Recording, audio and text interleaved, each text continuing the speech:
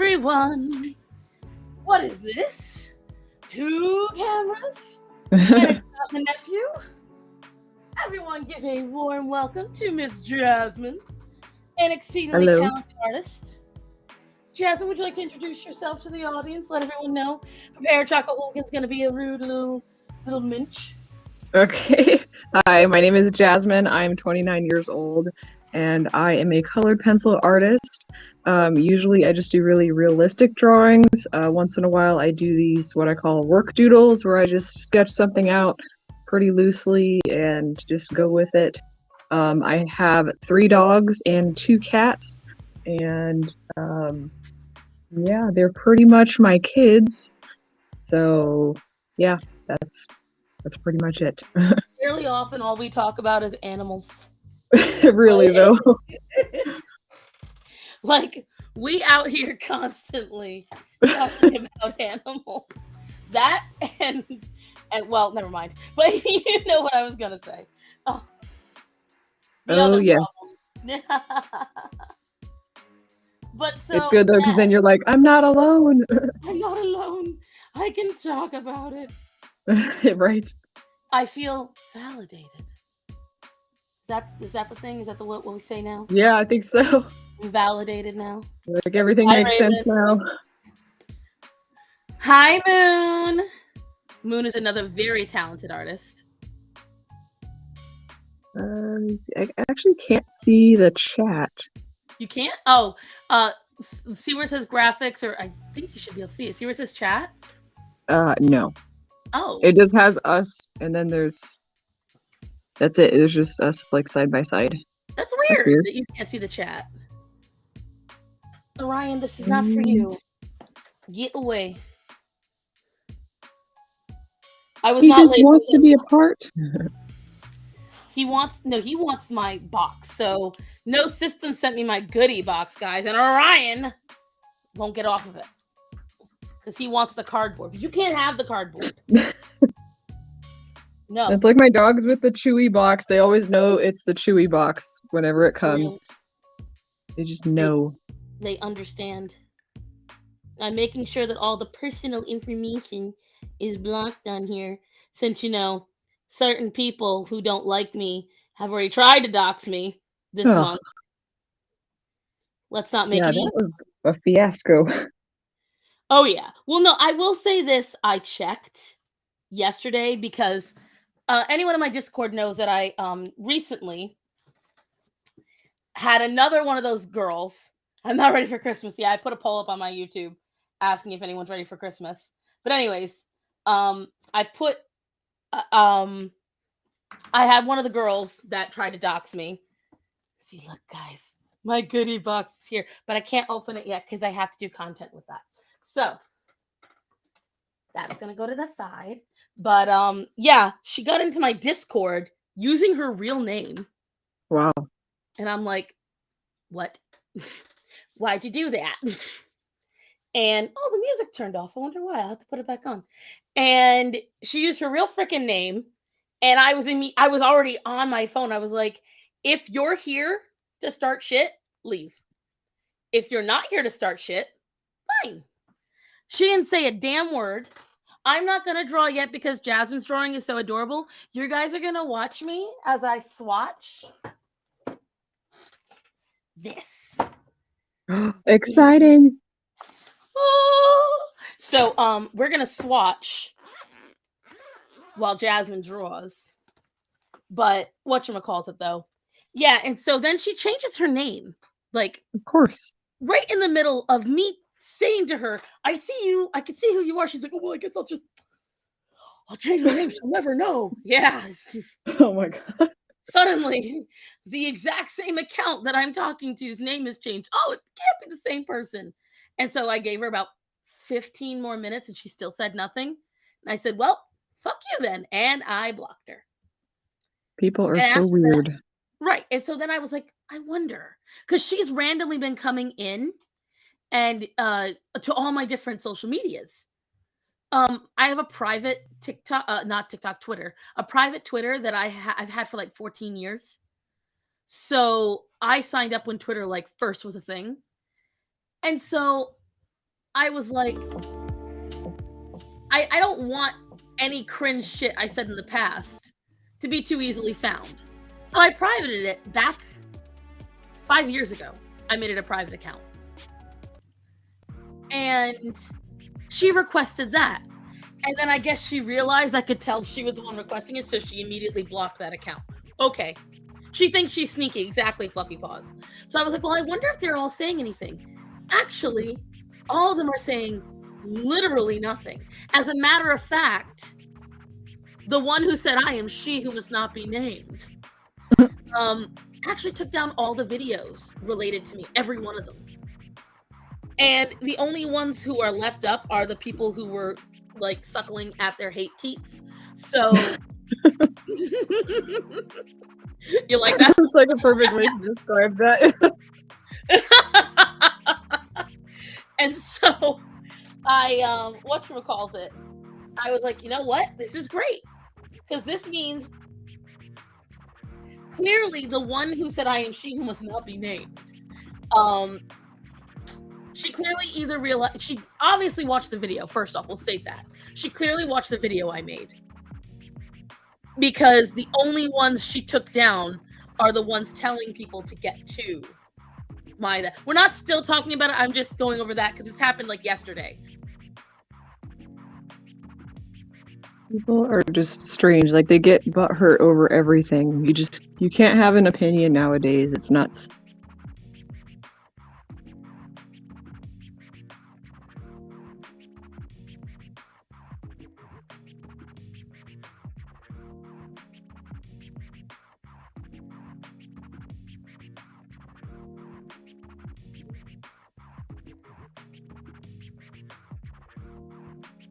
I can't decide if I want to draw his eyes, like keep them black or make them blue like the picture. I feel like blue would probably stand out. So, 3 nights ago, all of you know my kittens, right? Calliope decided that the Ethernet cable was delicious. Oh no.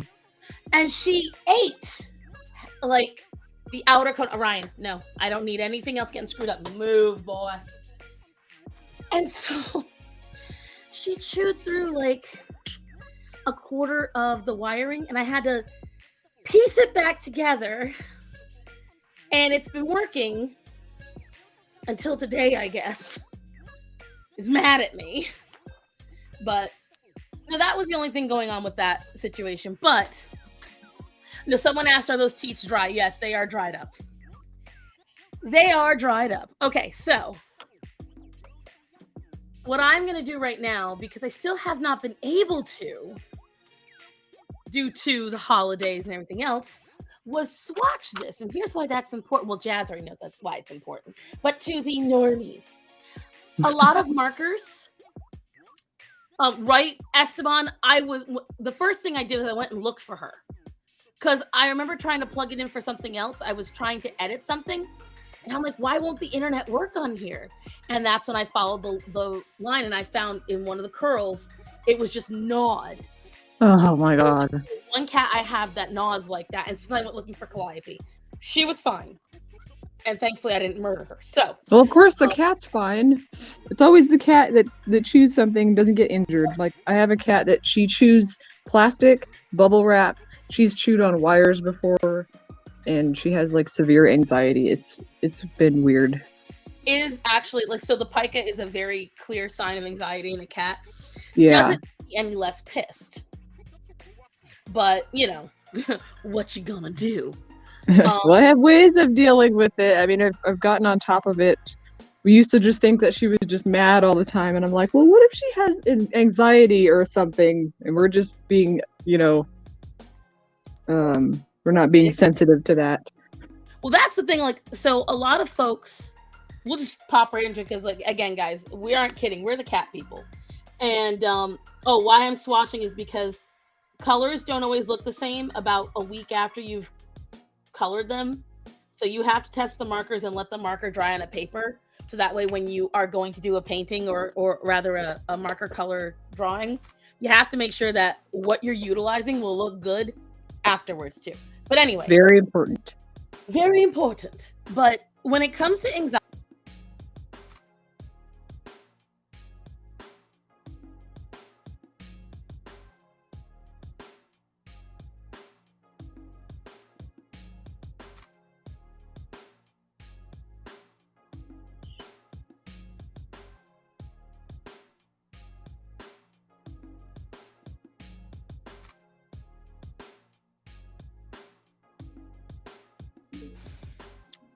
I'm about to shoot something.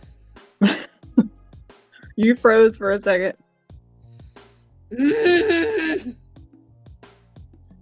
I'm so pissed. You're frozen for me right now. Oh, interesting. You're frozen. Oh wait, now you're not frozen. Is Jasmine frozen for everybody? Quiet, Chaka Hooligan.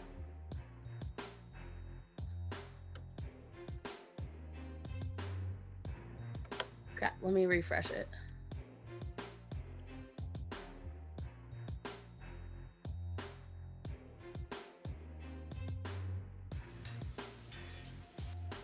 I need a new fucking computer. I'm so pissed. Anywho, so a lot of people don't understand cat actions. Mm-hmm. They don't understand. A lot of people take it as the cat is being vindictive, the cat's being an asshole. Oh, the cat doesn't like. Cats aren't humans. They don't react and think the same way we do. Yep. And so a lot of folks, for us, it's gross to soak in your own piss and roll in your own shit. Obviously. Guess who it's not gross to? A cat. And when they're scared and they don't know what else to do, the one thing that makes them feel safe is smelling their own odor. Again, is that lovely? No. But you have to understand that for the cat, when they do that, that's them surrounding themselves in safety scent. So it's the same like if you need to smell pumpkin spice in your house every day, or if you need to have your comfort sweater on, it's the exact same idea. Cats who have high anxiety and who are not very confident and who do not understand a situation, they're going to do things that are yuck. But that's because it's the only way they know how to protect themselves. Oh, and I found the marker. Exactly. Like we didn't find out that my cat, the one with anxiety, she was actually being bullied by the other cat. The other cat is actually the nice one, but when they get together, like sometimes they fight and she gets attacked. She would get attacked after she used the litter box, and then she would go and pee in the bathroom sink or pee in the shower because she just she couldn't function. Right. Well, that's like, so with Axel, right? Everyone loves Axel. Axel is an asshole. Axel is a dick. Like, Hendrix will be walking around doing absolutely nothing, and Axel will launch. Like, I was sitting in the bathroom, as one does, using it, and Hendrix adores me. He calls up on me, wants to be held by me, and Axel got up on the sink. So Hendrix is in my arms while I'm using the ladies' room, and Axel is whatchamacallit. He comes up on the sink. Hendrix's tail is facing towards him. Hendrix did literally nothing. Axel looked at his tail and bit it hard. Oh my god! No reason, just out and out did it. Unhinged. And that's just a little bit of what he does. Him and Arya will launch across a room at Hendrix. Now, I'm not saying it's entirely unwarranted. Hendrix likes to torture Penny. So that's the thing. Even your most sweet cat, I promise you, can be an absolute demon to another cat. Don't ever. Oh, I know, it's crazy. I would even have to separate them when they were eating because they were sitting too close together, and the fluffy cat, she wouldn't eat when the other cat was too close. So now she eats on one of the bar stools and the other cat eats on the other side of the room on the scratch post. It's true. And the thing is, like, that's why a lot of people recommend not putting all the litter boxes in one room and spreading them throughout the house. And that's why I highly recommend it. Like, I've got litter boxes in the living room. I've got one in the bedroom. I've got all the rest of them in here. Because the thing is, if a cat feels they can't go to the bathroom somewhere safely, they will find their own place to go to the bathroom safely, whether you like it or not. Um, Yeah, and I that's learned and that. right. And I just a lot of people sit there and they're like, well, I can't stand a cat. Da, da, da, da, da. Cats don't like this. Cats don't like that. But then everyone sees me with my cats. They're like, how do you get a cat that likes you so much and lets you hold it? Because I raised it to believe it could be held. Yeah, they're especially when they're really really young, because like the fluffy cat, one of the reasons she has anxiety is because she was away from her mother too early. Somebody found her, and she would fit in my hand, just like if she sat in my hand, she would fit perfectly in my hand. That's how small she was. So she was pretty young. Yeah, fun And fact, yeah. guys, if you wonder why I get all bitchy when someone's like, "Oh, I got my puppy at 5 weeks old. Oh, I adopted this 2-week Mm, old kitten." You know, you're gonna have an asshole, and guess what? Every cat I have that is an asshole on some level, it's because they were taken away from their parents too early. Penny, yeah, I guess it was weird because like somebody just found her and then they gave her to my friend, and my friend had her for maybe like a month or two, and she doesn't really know how to take care of cats. She's more of a dog person. So then she gave her to me, and I'm like, what is wrong with this cat? Why is she such an angry kitten? She was violent, man. oh yeah, well, because and especially because they never had any time with their litter mates. Orion, I'm in the sweetie. I don't know how loud you can hear that. He's licking my face. He just wants to be in your world. Oh my god. You guys had to hear him when the fucking postman was coming up with my package. He could have knocked down the door. He was so pissed. But whatchamacallit? No, it's exactly that way. Like when people tell me, I have friends all the time that get very mad at me and say, "You're a know-it-all. Oh, you're definitely pompous with your attitude." No, because the thing is, I've got friends who will call me and say, "Cassie, what should I do? I'm getting a cat." Like one of my friends, I love her dearly. She went and she got a cat. She went and she got a cat that has Sphinxes have very severe problems. Mhm. Sphinxes have high anxiety because one, they are bred without something that is a natural protection for them, which is their fur. I can't Right. find a fucking marker. Not only that, but because they are bred without the fur, they do feel more vulnerable because you have to do more to them, and because they are bred to be more, how do I put it, friendly towards people, Mhm. they tend to have higher anxiety.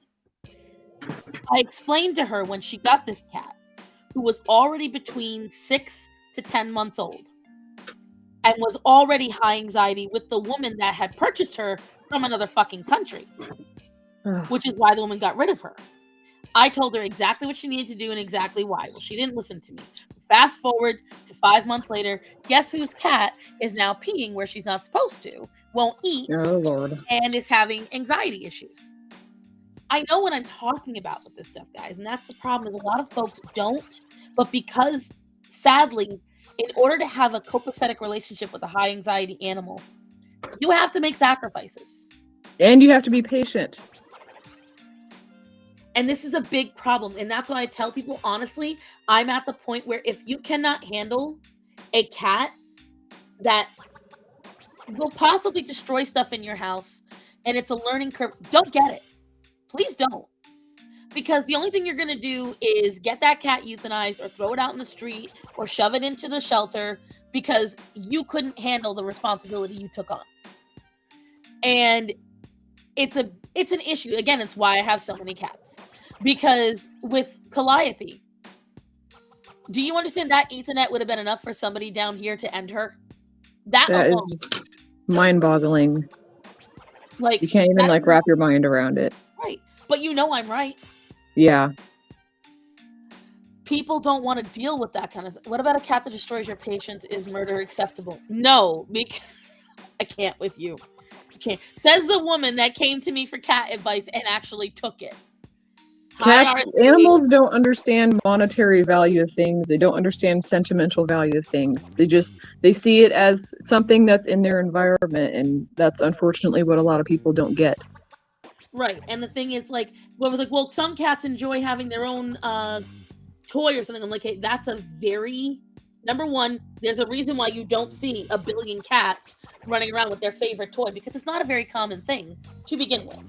That is not a very common thing for cats to feel. any sentimentality towards a toy. And usually what it is imprinting, and it's just trying to take comfort in where you're unfamiliar or where you're nervous. So it helps Mm-hmm. the cat cope. So Cats are very scent oriented, so if they Mhm. like the smell of something, that's where they're going to spend the most time. And this is the problem that, again, I keep having with people, where I get it, but at the same time, oh, I just fucked this up. Oh well. It's the one part I That hate and about like elderly animals. Elderly animals are very hard to take care of because it's a lot. Like I have a dog. He's 16 and I'm like 99% sure that he has dementia because he sometimes doesn't know where he is and he just like stops and just goes to the bathroom because he doesn't always know where he is. But it's just so weird. Or he'll like go to the bathroom right in front of the doggy door. It's crazy. Because it's the whole extra step of having to go outside. Like, and again, this is I'm going right back to it. A lot of folks don't realize it, and they don't want to realize it. Mm-hmm. Animals are hard work. They can be very, very easy, depending, but for the most part, they're very hard work. And unless it's something that you're really capable of handling, hi after 40.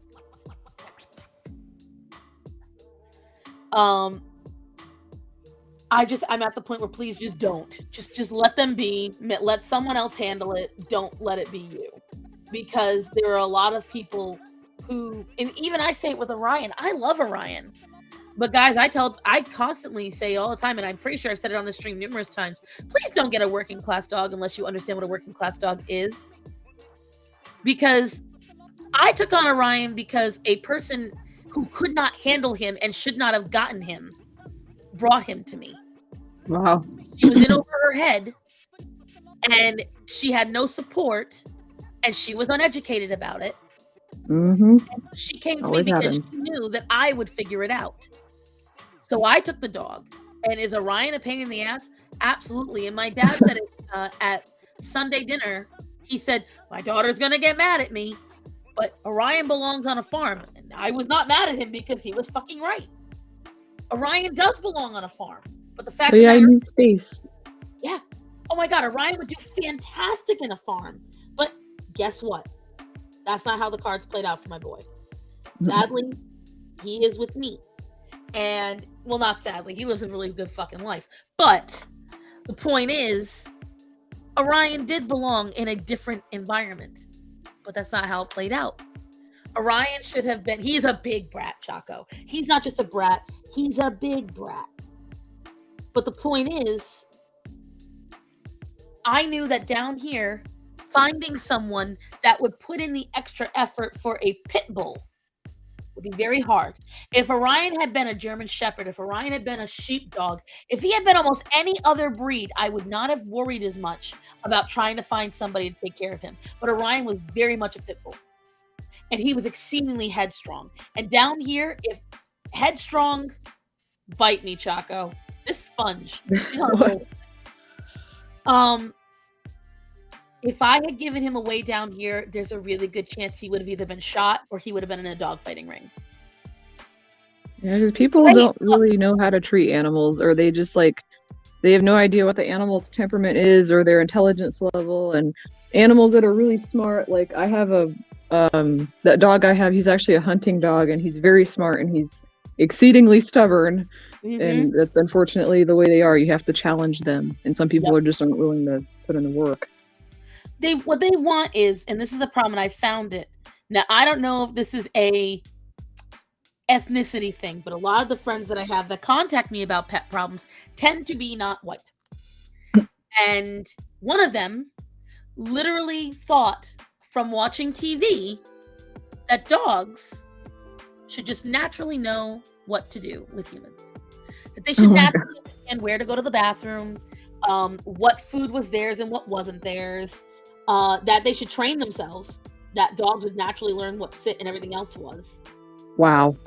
She did not, genuinely, when I told her, I said, where'd you learn it? She goes, well, when you see the dogs on TV, I was like, it's TV! That's TV! She fed him Captain Crunch. Oh my god. That's what his food was. Ew. Like, I had to tell her everything. And I'm like, I don't know if this is a society thing where, like, because I know a lot of old Italians, they don't have inside pets. All their pets are farm animals. I know a lot of old Southerners down here, all their dogs are outside dogs. And I know a lot of my Black friends typically did not grow up with pets.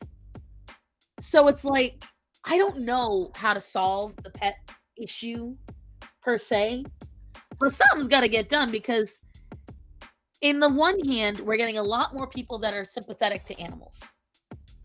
But on the other hand, we're getting a lot more people that are fucking them up worse, you know? Yeah. So Or when they get like those specialty breed dogs, or they have no idea how to take care of those. I think that one is what drives me nuts the most. Oh my god. No, you know what drives me nuts, especially now that I know for sure? Do not get a golden doodle. Everyone in this chat, please understand for what it is. Unless you already have one, never get a golden doodle. And I'm going to explain why. Okay? Golden doodles were bred between two separate water dogs, and that's as far as the mentality went. But they're both water dogs and they're hunting dogs. It'll look so cute. Okay, here's the problem. You bred a dog who has long, silky, thin fur with a dog that has tight, curly, kinky fur. Okay? Now, can anyone in the audience tell me why that's not good? Oh, wait. I'm gonna think about grooming that dog. I don't want to think about it. Right?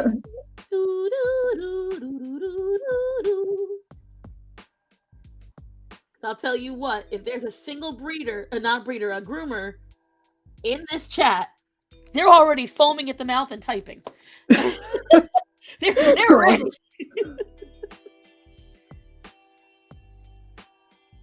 Everyone give That's up? probably a nightmare to groom. Oh, it's the fact is, Raven, they don't shed. So what happens to all that fur on a double-coated poodle? See, because poodle's fur is designed to float. Mm-hmm. That's why their fur is the way it is. That's why the poodle cut is designed to help a poodle float in the water when it's retrieving, because they're hunting dogs. Yeah, okay? That's why they're smart. Yeah, very smart dogs. A lot of the breeds that you see were designed for a job. Yeah, matted fur is a nightmare. I want you guys to look up golden doodles and just look up matted, and you will see 80% of the severe matting on YouTube from groomers is a golden doodle. Let's not get into the fact that they're heavily inbred. 9 times out of 10, they have severe mentality issues from the inbreeding, but also because you've got two very different dogs. Not only that, but a lot of folks don't realize golden retrievers are a really fucked up breed. Okay? They come with a plethora of problems. They are not healthy dogs. It's one of the reasons why I don't believe in purebred dogs. I believe in ethically bred dogs. And fun fact, most ethically bred dogs are not purebred. They mix something in the middle of the breeding process. They make sure the dogs come from very different lines because they don't care about the coloration. They care about the health of the dog. Yeah. I had two purebred dogs. Like Rocky, the 16-year-old one, he's a purebred Westie. And I mean, fortunately, he went almost his entire life without having any major health problems until he got really old. But with Harley, he also didn't really have any major health problems up until like a few months before he passed away. So it's weird though, because Harley was inbred. He was a pug, and I'm pretty sure I think his parents were siblings, if I remember correctly. And the people that we got him from, they just had way too many pugs. Like they had 2 litters back to back, and there were so many dogs in that house. But I mean, it's just like it's very unusual to have a dog that's inbred that doesn't have really any health problems. So, I mean, I'm thankful that he didn't have to suffer through that. You're very lucky that, and that's the thing, guys. This is what I was talking about, because, you know, a lot of folks, a lot of breeders do a lot of inbreeding, lot of inbreeding. And that's because people want a lavender dog. I want a steel lab. And the thing is, guys, you may want that coloration, but it's like, for instance, even though I love Orion, guess what? Somewhere down the line, one of his ancestors was inbred. That is the only way you can get a gray dog with a gray nose. It's an inbred thing. It's a recessive gene. So the only way Orion could look the way he does is because, yeah, exactly, Moon. They don't even think about it. And the thing is, it's exactly the reason why in the wild you will see animals kick out males or females from their little flocks. It's exactly why it's not exactly acceptable in human society to date your cousin or closer. You know, because the exact same things. You might not get a child with issues, but the chances that you will are a lot higher. Oh, yeah. And so it's just, to me, the fact is, any practice that involves inbreeding, it's got to be reassessed. You know, we got to go back to the drawing board a little bit. We've got to reassess what we're doing around these parts. And when I explain this to people, a lot of folks either don't realize it or don't want to know. They're like, oh, whatever, Cass. And they literally just keep going. And I don't know if they think I'm stupid or I don't catch on, but usually I can always tell. I think I said it in one of the TikToks that got taken down or something. It always happens where down the line I'll see them posting about either rehoming their pet or about begging for help, but they never come to me. You know why? Because they had the solution ahead of time. And the problem is, Jasmine said it earlier, people don't want to put in the work. They want an animal that they get delivered to them that is perfect upon impact. Oh, yeah. It's like you just put in a little bit of work, just invest a little bit of time in training.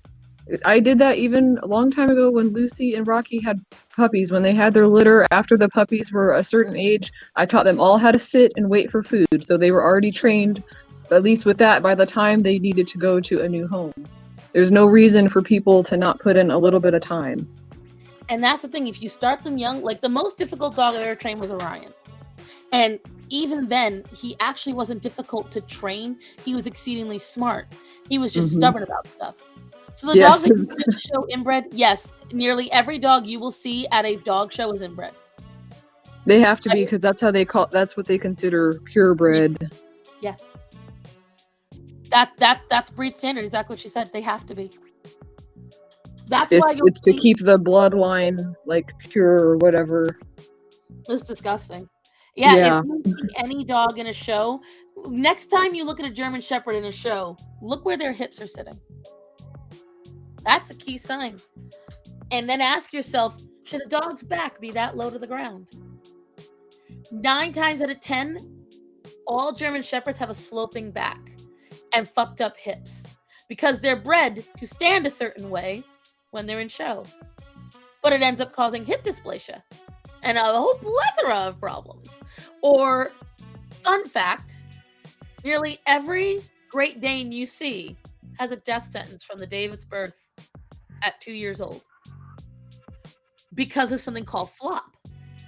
Almost all Great Danes, because they are bred with gigantism, have an issue with their internal organs not sitting properly inside of them. And what their stomach does internally is and it's fatal. So you've got to spend money to get that dog fixed. And that operation, when I asked about it, was $2,000, and that was in 2015. As people want, that's why I don't believe in like shopping a dog based on you just liking how it looks. You have no idea what you're in for, especially when you don't do your research. Even when you do your research, you don't always know what you're in for. See, Jade, the problem is best in breed just means most looks most like what we want it to look like. See, you can breed a dog if you get smart enough to look however you want. But have you ever seen the skull of a pug? Yeah. I have. Let me tell you something, guys. There's this woman, I don't know why she gets hate, because I actually really like her. She is rebreeding French bulldogs to have longer snouts. That's a really good idea. And everyone's mad at her because they're not breed standard. Oh, fucking well. At least they can breathe. I know. Oh my gosh. Yeah. Her dogs aren't inbred. Her dogs' snouts are long. They can live in 90-degree weather without having asphyxiation. I'm And great. pugs are actually what is it? They were originally bred with longer noses, but over the years people liked the shorter snouts, so that's how they were bred. Oh yeah, if you look at all of them, if you go back to the 1900s and you look at photos of English bulldogs, of bulldogs, English bulldogs, Welsh bulldogs, pugs, all of them, you will see they all have longer snouts. And a lot of people hate on that woman because she's a little different. Honestly, that is like a really good idea. I didn't even know that was a thing that people were doing. That's such a good idea. I don't know if anybody here owns a pug, but it's really hard to like describe because a pug is really animated. They're very like emotionally attached to people, and at the same time you have to always keep track of what they're eating and stuff because they gain weight very easily and it affects their breathing severely. Mm-hmm. The problem is that pugs were bred for two things: to look fun for people and to be in love with people. But if anyone has owned a pug or even knows anything about pugs, you'll remember that pugs have like shit tons of medical problems. They've got skin issues, breathing issues. Cancer is rampant in pugs, diabetes, health issues with the joints and the bones and the back and breathing. You've got a dog that people love. Do you believe dogs are they are man-made creation? It's 100%. God did not create dogs. God created wolves. There are some wild dogs, but they are 100% man-made. Every dog on this planet was created due to human selfishness. I will stand by that 100%. You can even backtrack the breeds. And that's why I get really mad when people are like, I'm not going to change my life for a dog. Why not? We changed their entire species for us. Yeah, it's kind of selfish. And yeah, going back to the pug thing, I was like, the reason they have a lot of health problems is because people think it's cute to overfeed them and to have a fat dog, which is like my worst pet peeve, even though I'm kind of guilty of that because Harley ended up being a little bit overweight, but because he wasn't as active as he should have been. So I got on top of it. But yeah, I think that like they let their dogs eat whatever they want, and pugs are supposed to be on a low-carb diet. If they're on a low-carb diet, they won't have all of those health issues. They might have like ear infections, which was a common thing with Harley. I think that was the only major thing I had with him. He didn't have diabetes. He wasn't like struggling to walk because I made sure that whatever issue that he was having, we addressed it. And that's my thing. Like, a lot of people look at my dogs and go, Cassandra, why are your dogs so skinny? My mother used to bitch all the time, your dogs are so thin. Her cats are beach balls. My mom may not. Oh my God, that's so sad. Oh my God. And I told them, because my mom and dad still use Purina, and I tried to explain to them how, and I still got those videos, guys. I recorded them 2 months ago. I have the pet videos, but they are going to be very long. Each video I recorded was a half hour without any editing, without including any of the videos and information. And I go over all this because I will tell you right now, every pet food you buy, I can guarantee, with the exception of a few people in my audience, you are buying pet food that is slowly killing your pet. Yep. It's crazy. Exactly. I'm not trying to shame you. I'm not trying to make you feel bad. But if your pet food contains an overabundance of fats, like preserved fats, an overabundance of wheat, soy, anything to do with corn, anything like that, you are slowly killing your pet. Like, I watch these YouTubers, and they are so cool. Like, these people are amazing. But when I watched what they did the other day, so if you know what natto is fermented beans. It's a very traditional Japanese meal. He made fermented soybeans, and then he fed them to the cats. Yeah, the cats are supposed to have that. No. And the thing is, here's why it's bad, and I even left a comment on it. Soybeans wreak havoc on a cat's body. They cannot digest it. It is not designed for their body. It does not break down. And so what it does is the cat's body becomes inflamed because it's fighting it, sees it as an attack. And so you can cause allergy issues, organ failure. You can cause blockages in a cat. Never feed your cats pure beans. Cats are obligate carnivores. Yes, they can have some fruits and vegetables because it's imitated inside their prey's internal organs. But guys, I'm gonna go off. Jasmine, you take over for a minute. I'm gonna go off on a rant. Otherwise, you. Yeah, you're definitely right. Cause like, I will say Rocky, he had a little bit of like a food allergy. That I think that was the only thing I struggled with over the years. But he never had anything major, and it was because of the food that he was eating. Because he's eaten several brands of food over his lifetime. Think about it, 16 years, and think about how many different foods I've tried. So I had him on Rachel Ray food for the longest, and he did okay on that, except I noticed that he was having a lot of gas, like he was having a lot of indigestion. And so when Lucy started to get sick, she was my Chihuahua I had a couple of years back. When she started to get sick, I'm like, I need to look at the dog's diet and see what's going on. And I ended up changing them over to a lower salt food, and I started to make dog food. So actually, Rocky did extremely well when he started eating the homemade dog food. It was a lot easier on his stomach. And it was because, one, the food didn't have any wheat in it or corn. So I'm like, well, that was a pretty easy fix because the dogs all love it and they're not throwing up. They don't have gas. So think about it. It was something that was a pretty simple fix that it just took me like, I don't know, an hour a week to make a couple of batches of food. So exactly. a lot of people can't even put in that work. A lot of folks just don't check that. Oh, after 40 hit the nail on the head. So did Jade. Vegan pet parents, I hate you. Just, oh my God, don't. Animals need meat, okay? Cats need like 90% protein, and I think dogs are like 80, if I remember correctly. I think it's 70% because dogs can be omnivores. It just they isn't. Can, yeah. They can have like sweet potatoes and right. Sometimes I put carrots in their food. But I will tell you right now, when I say, guys, I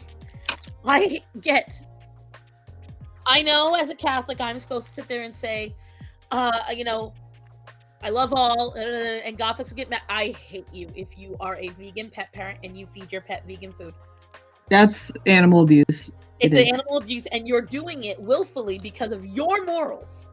You don't care about the health of that animal. You care about your morals. And my thing is, if you are that morally obligated to your cause, do not own a pet. Or get a rabbit. Right. But you know what's really fun? When vegans find out that there is no obligate herbivore.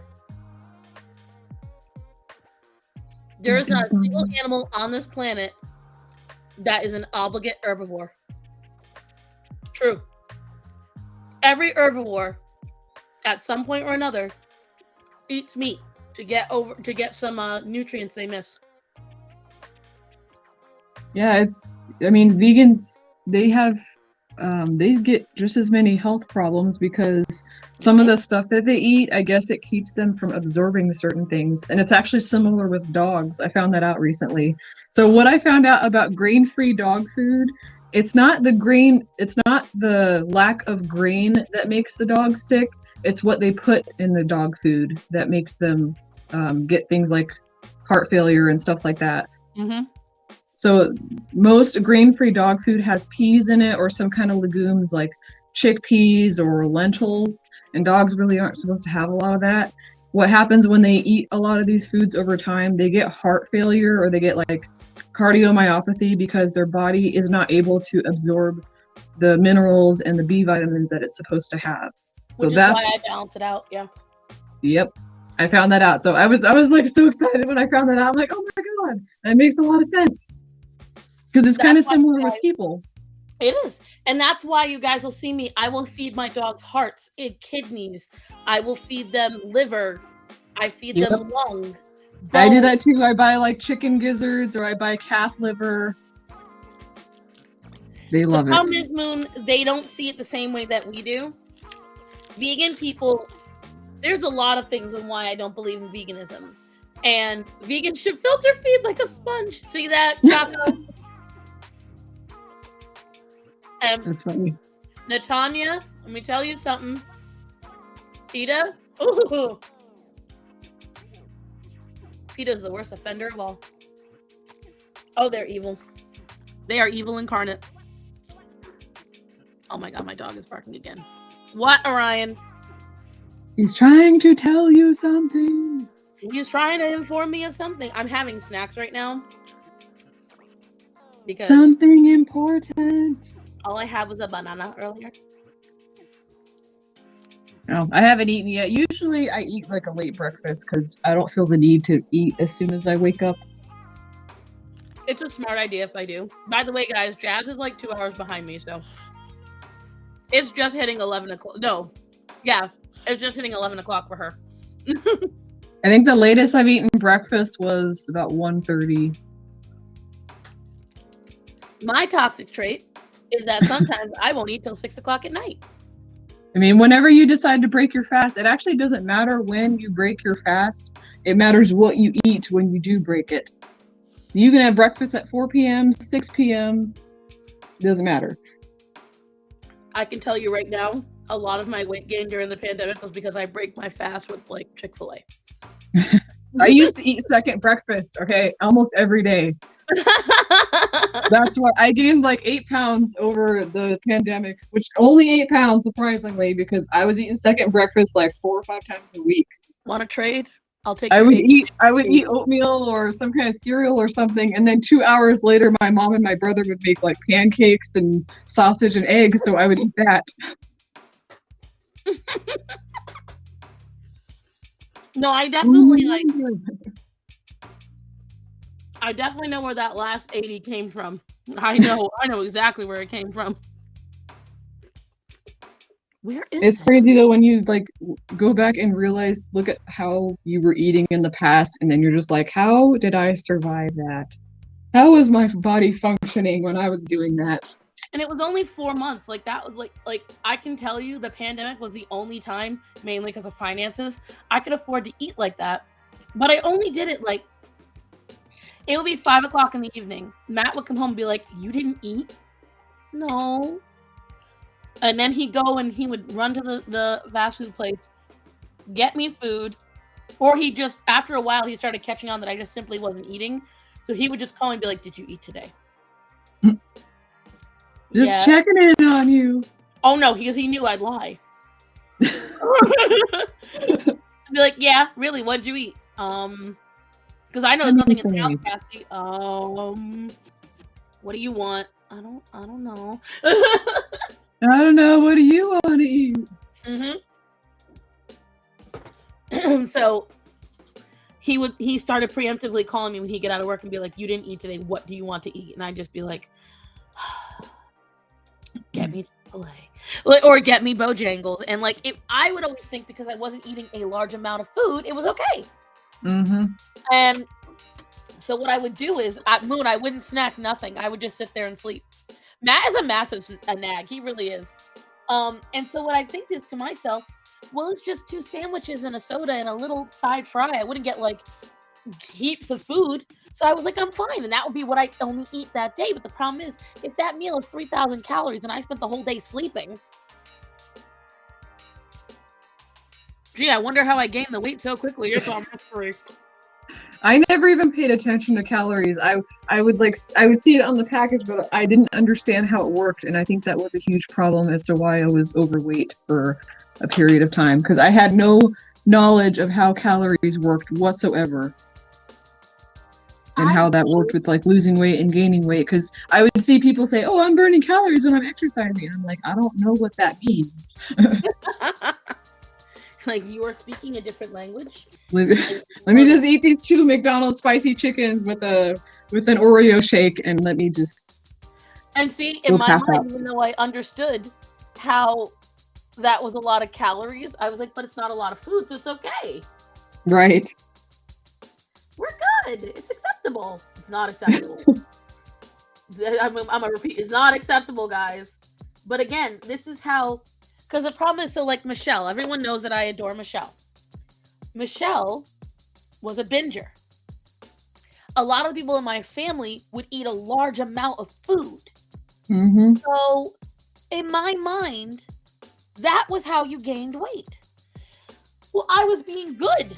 I've always eaten small amounts of food, so I'm being good. It's okay. I was forgiving myself because even though the food wasn't a lot and I wasn't gorging myself, I didn't realize how high the calories were. I didn't care, frankly. I wouldn't check because I liked what I was eating, regardless of what anyone said.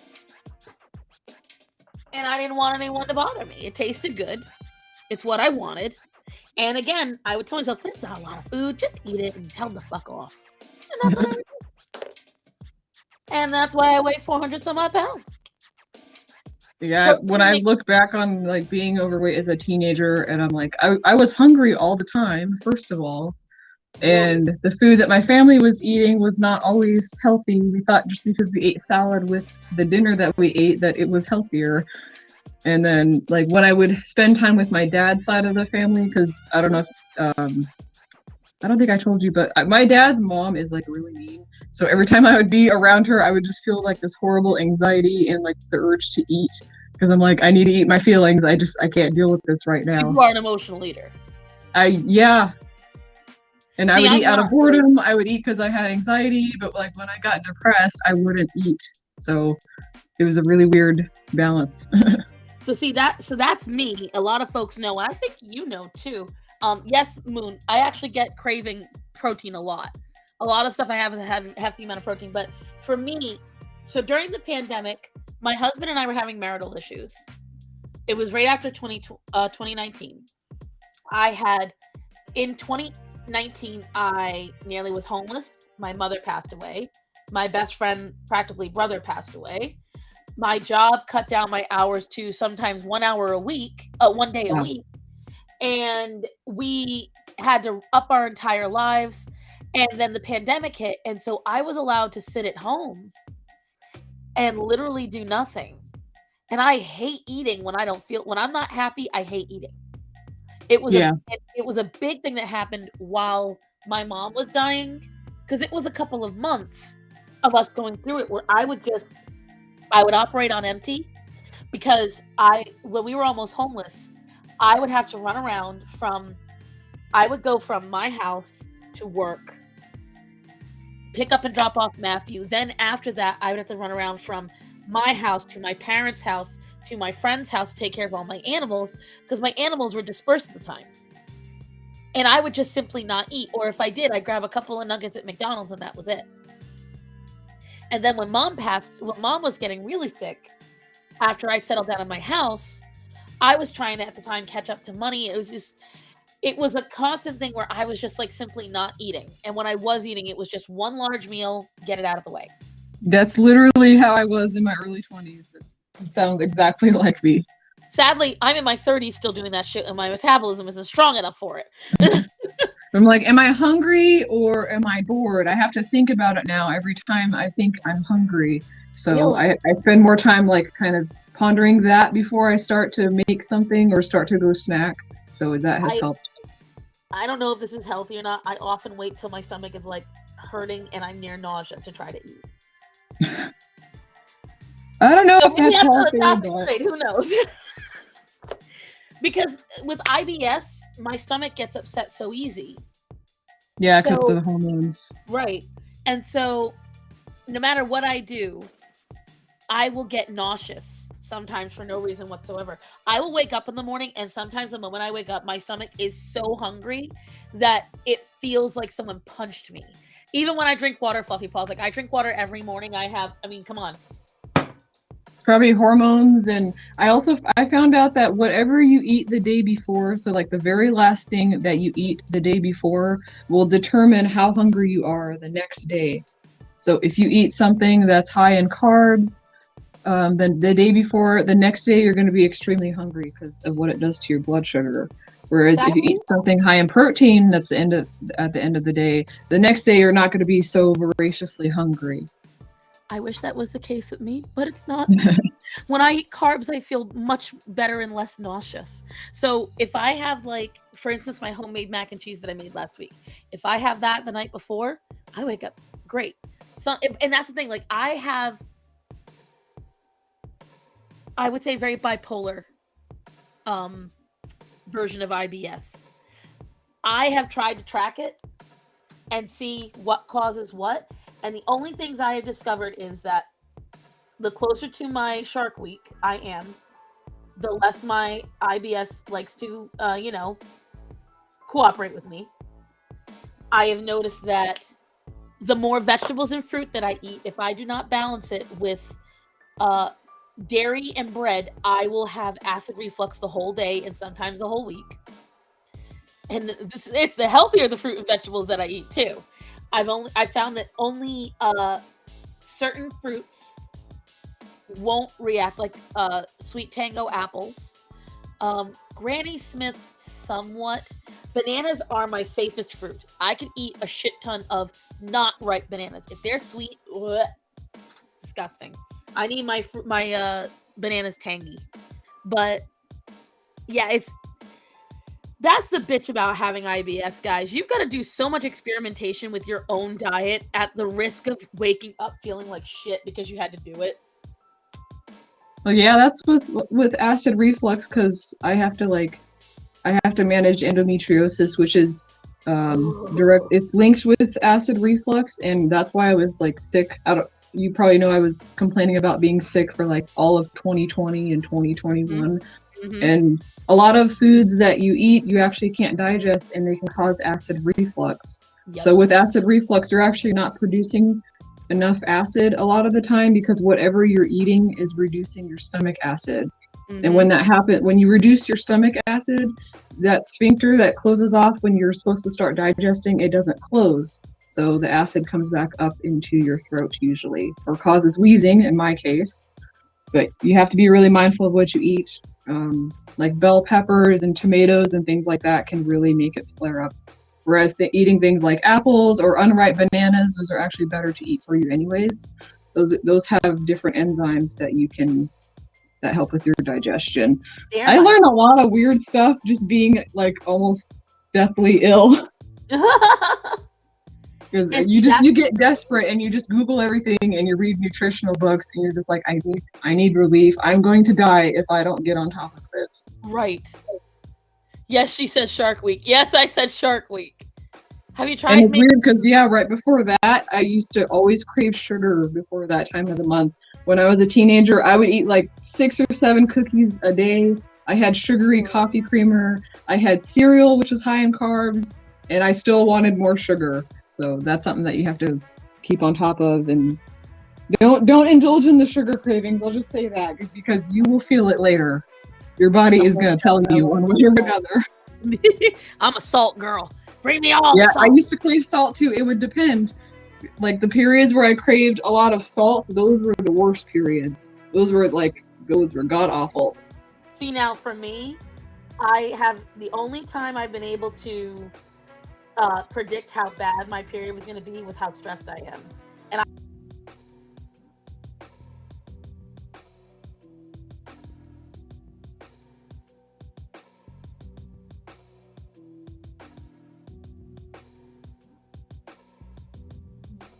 like a straight line.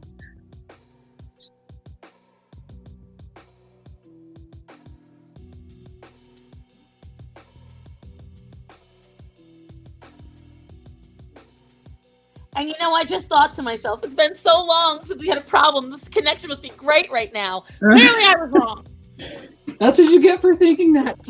How dare I? I was lulled into a false sense of calm. Hold on, let me see if this works for me. Nope, you're still frozen for me. Hold on.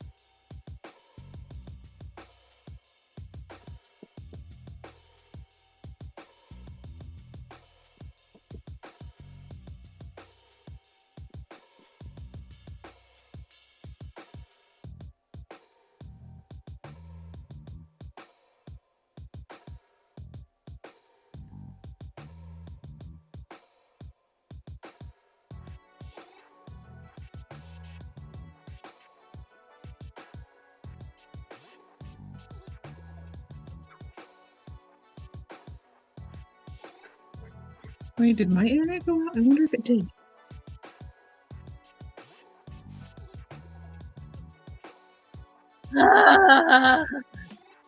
Well, I see you now. Okay. Chaco, please make sure to annoy me this week that I need to buy a new Ethernet cable. Use it as a tax write-off. Listen, that's why I made sure I bought these markers this year, and I'm trying to make sure that I buy a new share this year because it's all getting written off into the tax. I write that off. I write off video editing software. That'll be next year's expenses. Computer I bought, wrote that off. Yep, this is getting written off as a tax. Now, let me ask you, can you explain how it works? I've never done this before. So can you give me a rundown? You've been doing this longer than I have. Oh, the taxes? Yeah, the tax write-off and all this shit. Okay, so I don't know if you file your taxes online, like I use the Free Tax USA, you do need to make sure that you have the receipts with you, so if they audit you later, you have proof of it. But basically, they just ask you about whatever your sole proprietorship or whatever your home business is. You can write off the space in your house that you use for your office. You can write that off. You can write off part of your utilities, part of your cell phone if you use that. You can write off your computer, any headphones you buy, cords, all of that. So you just have to enter in, you have to kind of itemize it. They'll ask you like specifically what you bought. They'll ask you if you bought it during that year that you're filing for. You just enter in what you spent on it. And then they also ask you like what percentage of the time you use it, or like, do you use your home office 100% for this business? It's pretty simple, and then it just calculates it in for you, and you'll see the final number of what you owe or whatever gets taken off. It's pretty easy. I would just say, yeah, just make sure you keep track of everything that you buy, all of your e-receipts. If you buy stuff on Amazon. That's why I buy it all on Amazon, so that way it's got a receipt I can easily get to. That is literally I buy everything on Amazon. It's fairly simple. It's just a matter of you answering the questions and just, trying to remember everything that you bought. After 40, now I'm going to sound really, this is going to be the most American thing I ever say. Do they do tax returns in Denmark? Is that a thing there? Stupid IRS hates me. Because I still ended up having to owe, but I didn't owe as much as the year before. Well, see, my husband works and all that jazz, but everything I do right now is non-taxed, meaning I have to pay it back. But I didn't earn a crap ton through YouTube, and my husband earned enough that I think it's going to balance out to where we either don't owe much or possibly even get stuff back. Oh, you have to file U.S. taxes, okay. So the reason is we bought most of the stuff that I needed for this office this year. The desk I'm using and the L desk, those I all bought before. But pretty much everything else that is in this office, I bought this year for this purpose. And so you would write all of that off. Right, like the printer and the computer, the internet. I get the highest internet that we can. Let me see, what else did I get? These markers, these are Ohuhus, but this was still like $200 some odd. There was different, there's so many things I've got to itemize over, and I'm going to, why do some people owe taxes? Because they didn't pay them throughout the year, Moon. So some jobs don't require you at time of getting paid to have taxes taken out. They rely on you to do it for your own. Oh, and also you asked earlier, why don't I use protein shakes? Because they give me the boom booms, and I don't like that, so I stopped.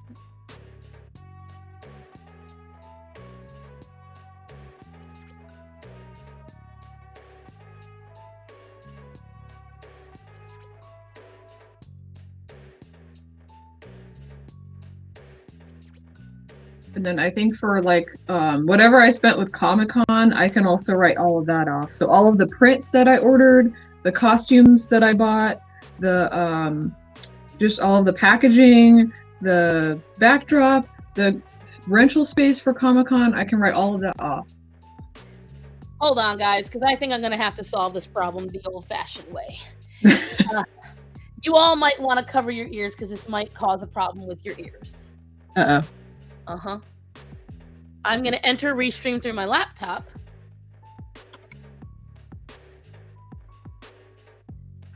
So let's... First, I'm going to go quiet for a minute, guys, okay? Wait for it!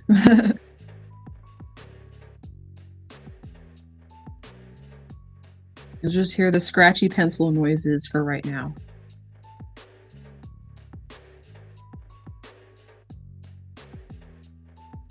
Almost done with Dumbo.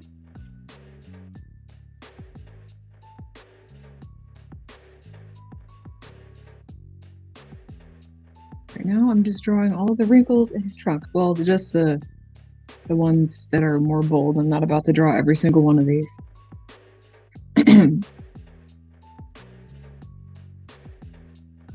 I wish I could see the chat. I cannot. I'm sorry.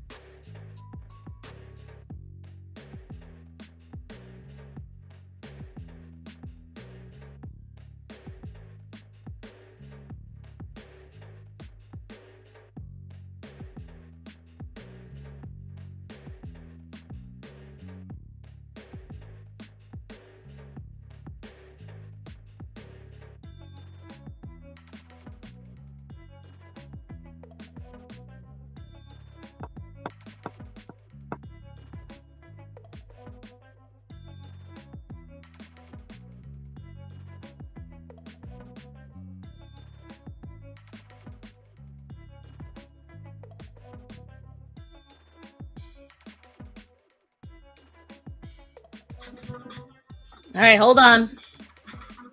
You survived. Okay. There weren't any weird noises, so that's good. Woo! Yeah, I had to do it in just the right way because the feedback will happen if you don't do it right. Okay. Now, unless Restream hates me, there should not be any other connection issues. Okay. This is balancing very precariously on my desk. So, here's hoping no cats have a fight or no dog decides to jump up, because then I will have to scream and you all will really hear how loud I can be. My cats are being pretty quiet now and I'm a little bit concerned. They could just be sleeping. They feel the mellow yellow going on in the household and they want part of it. Food coma. They're probably in a food coma. Ugh, I'll take the food coma. Yeah. Okay, so what's the last thing you all heard me say? Before you got disconnected, I think it was just you were talking about. What were you talking about? Protein shakes give me boom booms. Oh yeah. That's the last thing I said. Like that's the last thing you all heard me say, and I'm just like, I made a sex joke. Where did I make a sex joke?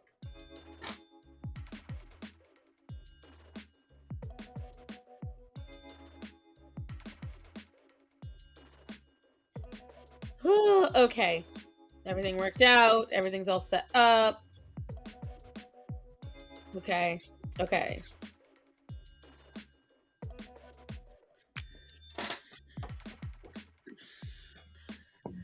Okay. Now I remember why I didn't work on the larger drawing of this. This is really tedious. This is not fun. Okay, but it does look gorgeous. I can't lie. Thank you. I started it probably 3 years ago and then totally abandoned it. Like I do with everything else. You didn't abandon me. I could never. Okay, my volume's all the way up. Oh, sure. Jasmine Choco Hooligan. What? Choco Hooligan said your drawing looks fantastic. I said, sure. She compliments you. Thank you. Don't thank her. She's a traitor. Traitor. Like when your animal decides to sit on somebody else's lap. Oh, the greatest betrayal of all. The audacity.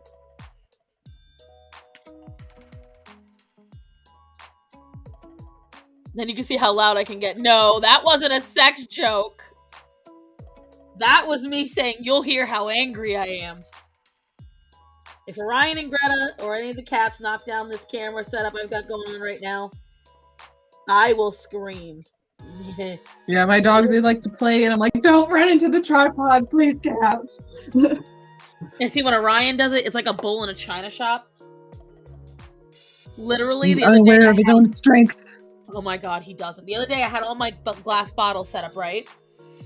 Because I pulled them out from the Christmas decorations. By the way, I finally decorated my office for Christmas. I'm going to be recording videos. Jasmine tried to lure me into not going to sleep on time, but I didn't listen. I went to sleep. Still woke up late, but I went to sleep. And I had all the glass bottles I bought from the Dollar Tree. They have like really sturdy glass bottles that come in really pretty colors. So I lined them all up along the side of the tea chair and I walked away. That was where my error was, because all of a sudden I hear clink, clink, clink, clink, clink, because Orion dropped his ball next to them. And so what did he do? He went and shoved his head in between all the bottles, knocking them down. I'm like, Orion, I'm screaming at him. And he just stopped. He looked at me and then went right back to doing it. I was like, you What a brave soul. Oh, I wanted to slap him. I finally had to get over there and get the ball out from under the chair myself. So in the end, he won. Oh, shit. But God, I can't stand him. I love him, but I can't fucking stand him.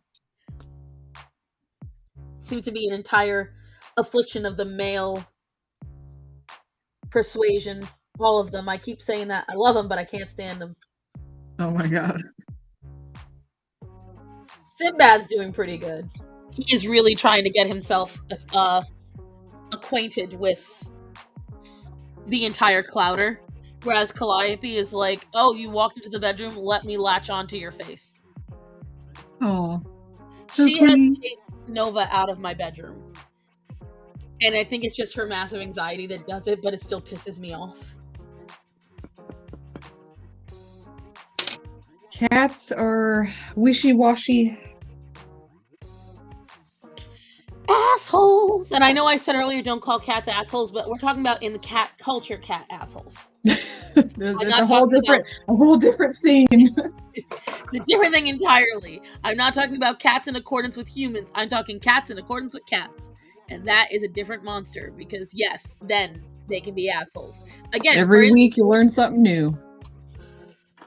Every week you find a new way to not want to murder something. I hear clicking. Oh, it's you. Okay. Cat. Yeah, I haven't used Prismacolor in a while, so this is. I guess that's what I started this in, but I had to go and dig out some pencils, some of my older pencils. You use the Caran Dash, right? Yeah. Yeah, shit's expensive, but I want it. I want Polychromos. Oh, I don't know. I don't know how I feel about those. I did not have a good experience with those. You didn't?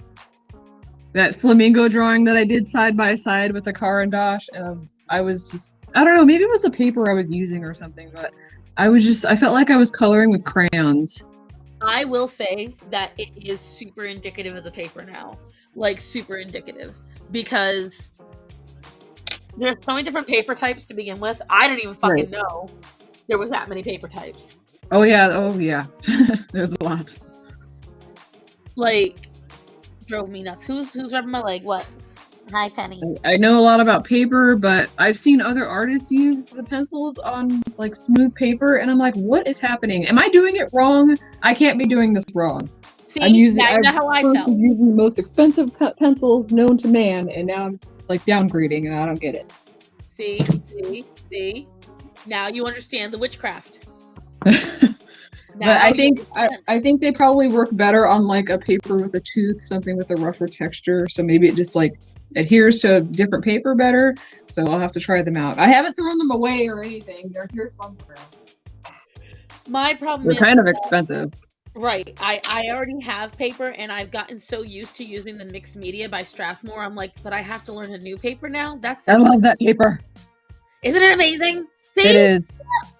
I have one of those 18 by 24 inch mixed media pads, and I love it. I've got one. I have it sitting on the side. That for and just Canson has good mixed media paper. they do. Although I still prefer the Strathmore to it. Yeah.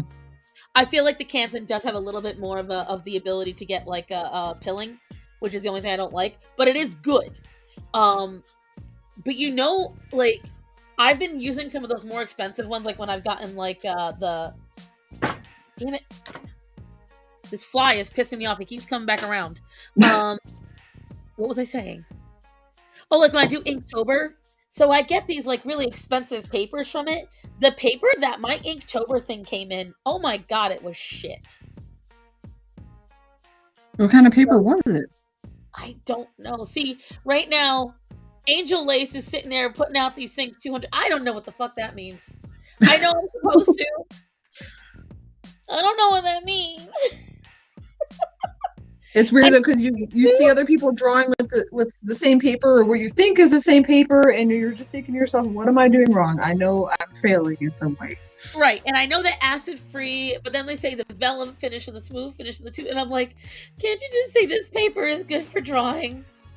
Well, vellum is good. It's like I don't know. Vellum is like a step below plate, or no, is plate surface and then smooth, and then vellum is below that. Do you see Vellum this? has a little bit of tooth with it, so it's really good for colored pencil. And then Strathmore, they make like an extra smooth illustration paper, and that is the wrong paper to use for colored pencil. I learned that a long time ago with all the crying. Don't ever use that for pencil. It's great for ink. It's great for just light sketching, but don't ever use it for colored pencil. Vellum is calfskin. No, you can't make paper out of calf. Can you? Vellum is an excellent paper for colored pencil. And charcoal and regular pencil, graphite, it's excellent for that. It's a little bit more forgiving than the plate and the smooth surface. So if you're just starting out with colored pencil, you might want to just start with vellum. You can actually layer a lot of color on it, whether it's with the Prismacolor or I'm trying to think. I know Caran and then is it Everything Rembrandt? she just said, she could have recited the Pythagorean theorem, and it would have sounded exactly the same to me. I've learned a lot over the crying, okay? I've had to test out a lot of papers, and there was a lot of screaming involved over the years. But yeah, if I had to recommend paper to people, I usually ask them, what are you using first of all? Because it's not all going to work the same way. Like you with ink, you would work well with smooth or plate surface Bristol. That's excellent for ink. Okay. Mixed media paper is good, but if you want to like get really sharp, precise lines, or make like really, what do you call it? You want a high contrast between the lines that you're doing. You probably don't want a mixed media pad for that. Right. Precisely. Ooh, Jasmine, can I leave you in charge for a minute? Sure. I can't see the chat, so chat, I don't know how to. You have to figure that out. I don't know why you can't, but give me 2 seconds. Okay. You're unsupervised. Just kidding.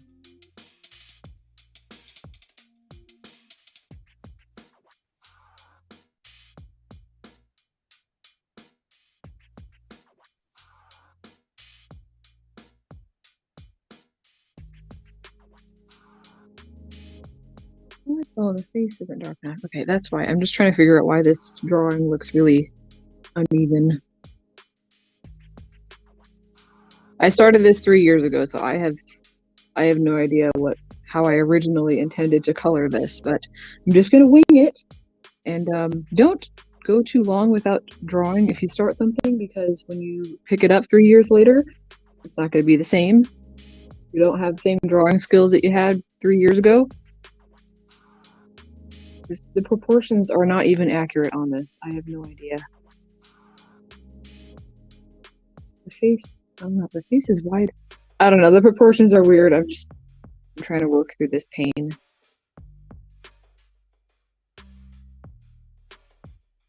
I think this is mixed media paper. Wait, what is this?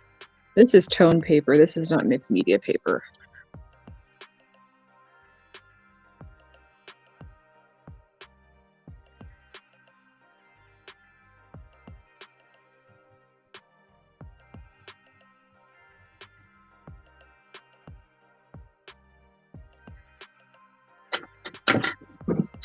Oh my god, I keep dropping my pencil.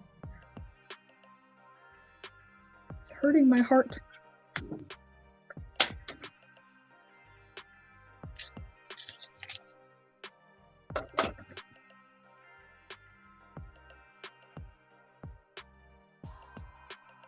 Sorry, I keep like fidgeting because there's cat hair on my desk and it's actually driving me crazy. Random black cat hairs.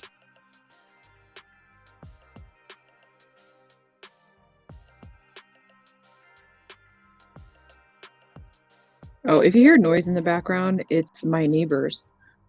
They bring a lot of commercial equipment into the neighborhood because this guy runs a what is it? He runs some kind of business, and yeah, man has a full dump truck and a wood chipper in the front yard. Plus employees that come and park their cars and other noisy trucks and equipment.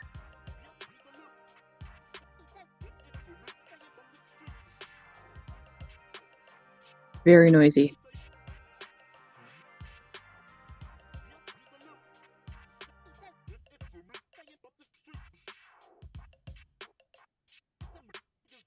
Oh, you know what? I should have used a fixative on this. That's okay, I'll come back to it. Guys, she can't see you in the chat, and I'm on the phone with my bank right now. Give me a minute. Ooh.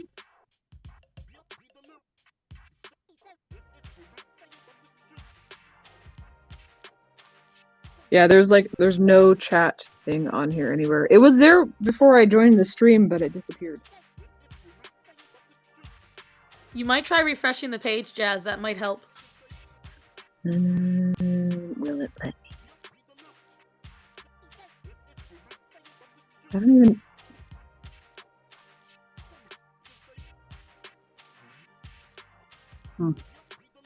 I don't even know how you refresh it. It's not even an option on here.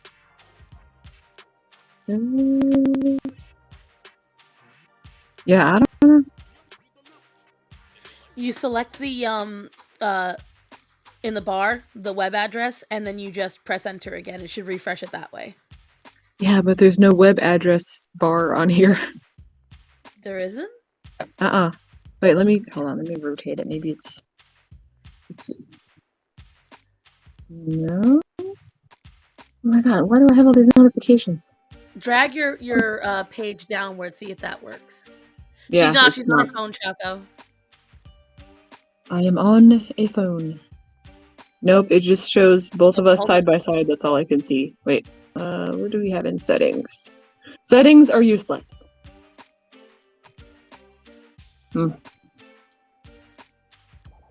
Very weird.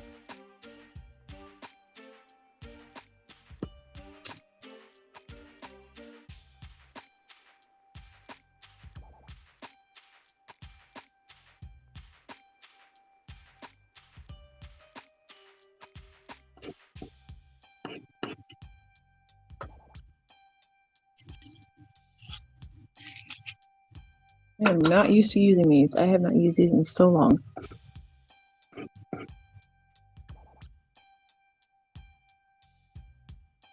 I promise I know what I'm doing. Oh my god, what are they doing outside? I don't want to know. It sounds like they're right in my driveway, like dumping rocks and sand or something.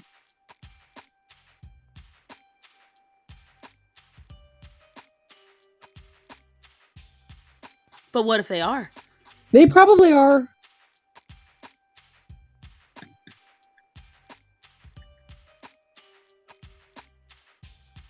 Noisy people. I'd rather have a noisy neighbor than a nosy neighbor, but unfortunately I have both.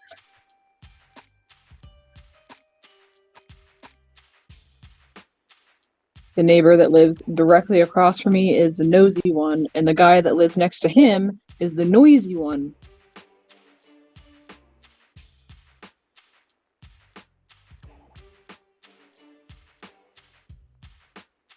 Like, I can deal with, like, hearing a dump truck and you guys just leave for the day. That's fine. At least the noise doesn't last for that long. Whereas with the creepy neighbor, he just watches me and my mom all the time. And he watches my friend when she comes to visit. He's just always staring. It's so weird. Well, that's gross. I know, right? He catcalled my friend a few years ago when she was walking up the driveway. And he's always got like a bunch of people over there, and he covered his walkway with this mosquito netting, so now we can't see him, but we can hear him. Like he's watching you from the darkness. Double ew. I know.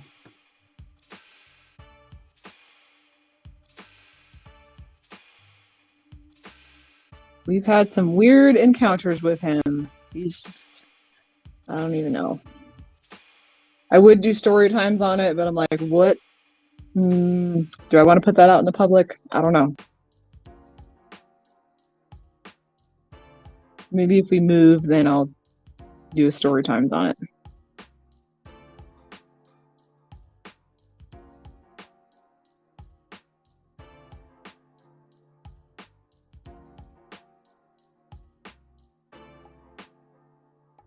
You still swatching your markers?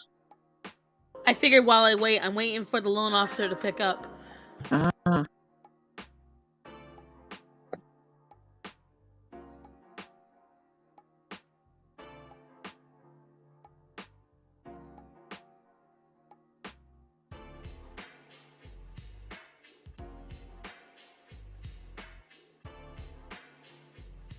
This paper is really rough. I do not like coloring on this. You have to be really heavy-handed with the tone paper.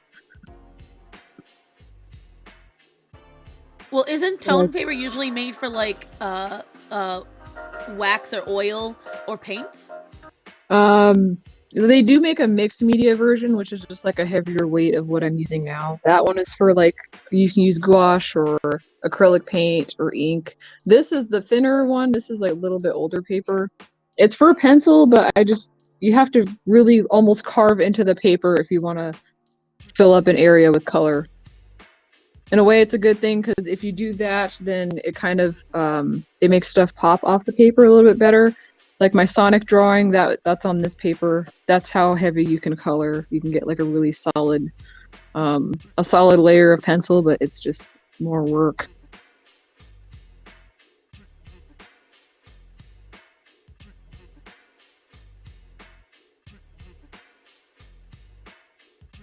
You have to color in different directions and get it more opaque. Depends on how much work you're willing to put in.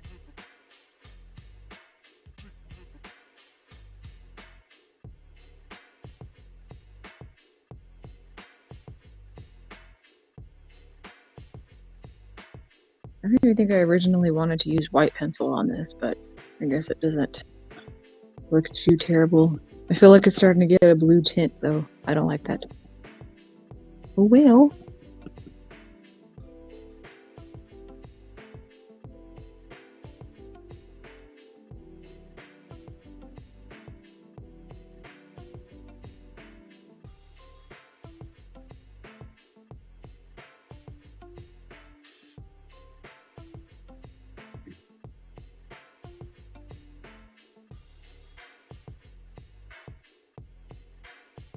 You got a lot of colors swatched already?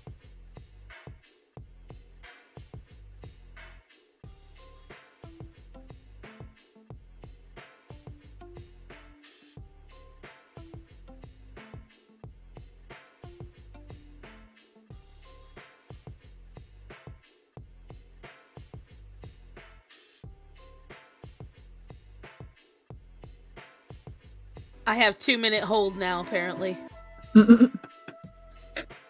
That's fairly quick.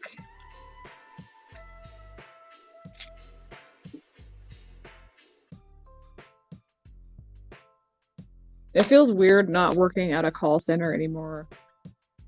I still feel like I haven't gotten out of that mindset. Like, I still feel like I have to go to that job every day, even though my last day was on the 4th and it's what, the 29th? It feels very weird. There are days I miss going to the mattress sales place. Like I don't miss it, but it's just like my mind has that I have that mental routine still. At least I don't have to worry now about like surveys and people breaking out the all caps on me. They think if they write everything in all caps that they're gonna get their point across.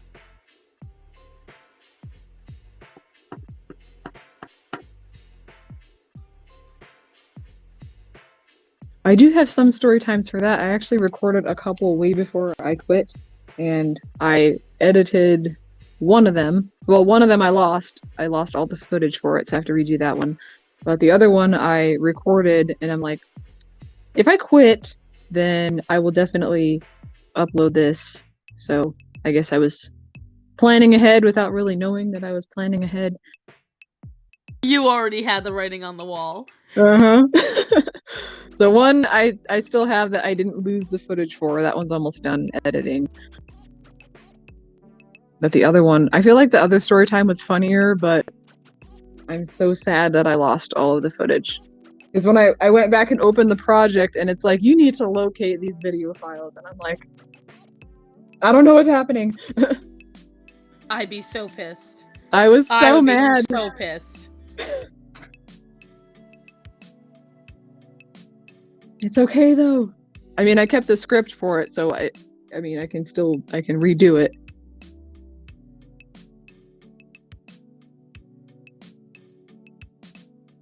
One is about coworkers, and then the other one is about managers when I first started working there. So none of it is really recent, but it's still pretty. People have the audacity. I'll just say that.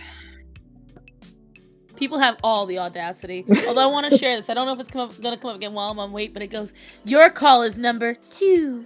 And I just... it just keeps repeating it. I worked in the call center side of the place where I worked at, and I worked in the web chat, so I know how it goes on both sides. I will say being on the phones is not it. That was the worst. Plus I have phone anxiety.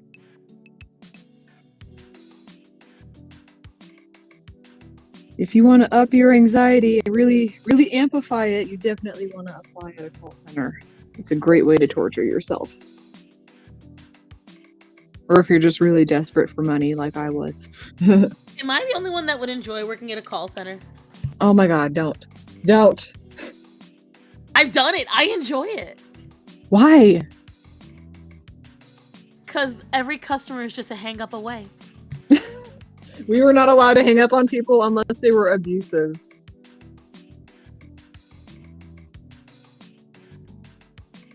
You can't just hang up on them if they're just annoying you a little bit, unfortunately.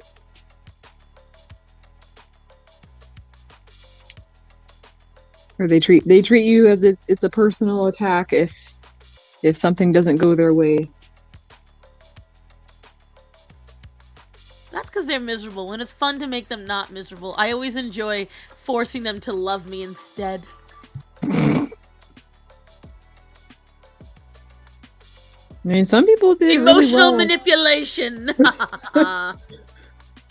Some people did really well at a call center. I showed up to work every day, I'll just put it that way. And use my fake customer service voice.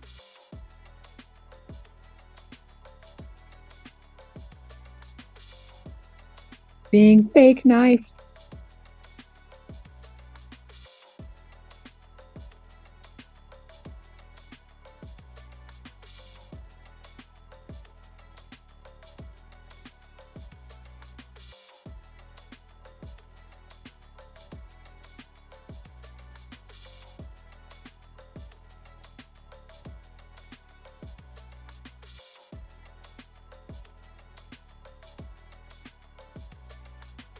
It's starting to look like chalk. I don't know if I like this.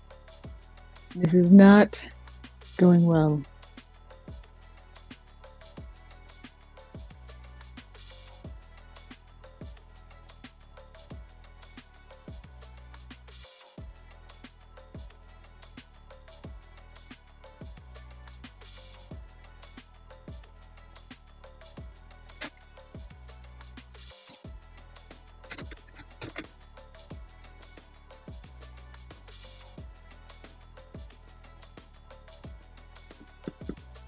I might have to use a fix-it because this is not what I wanted this to look like.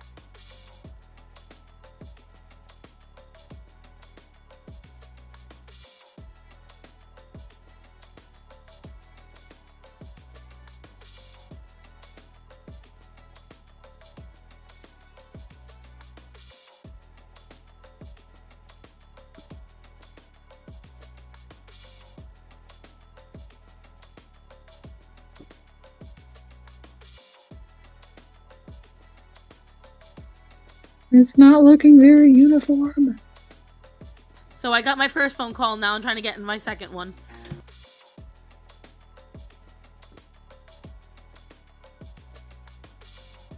No, I'm on hold Serenity with my bank.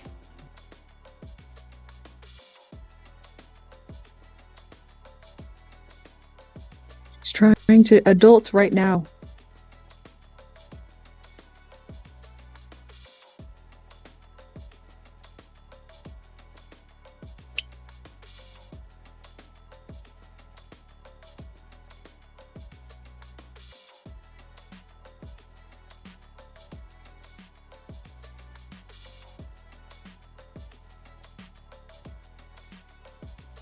Okay, I'm tired of working on this. Oh wait, I gotta fix the eyes. I forgot. Wait, those aren't even the same. Okay.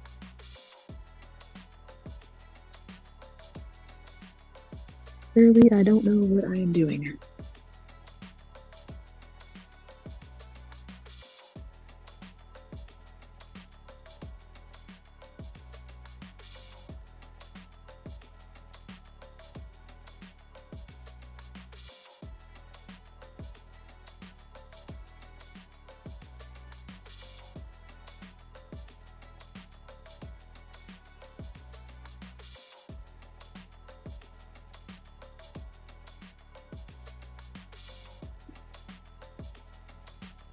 Okay, so that got me nowhere except for a voicemail box.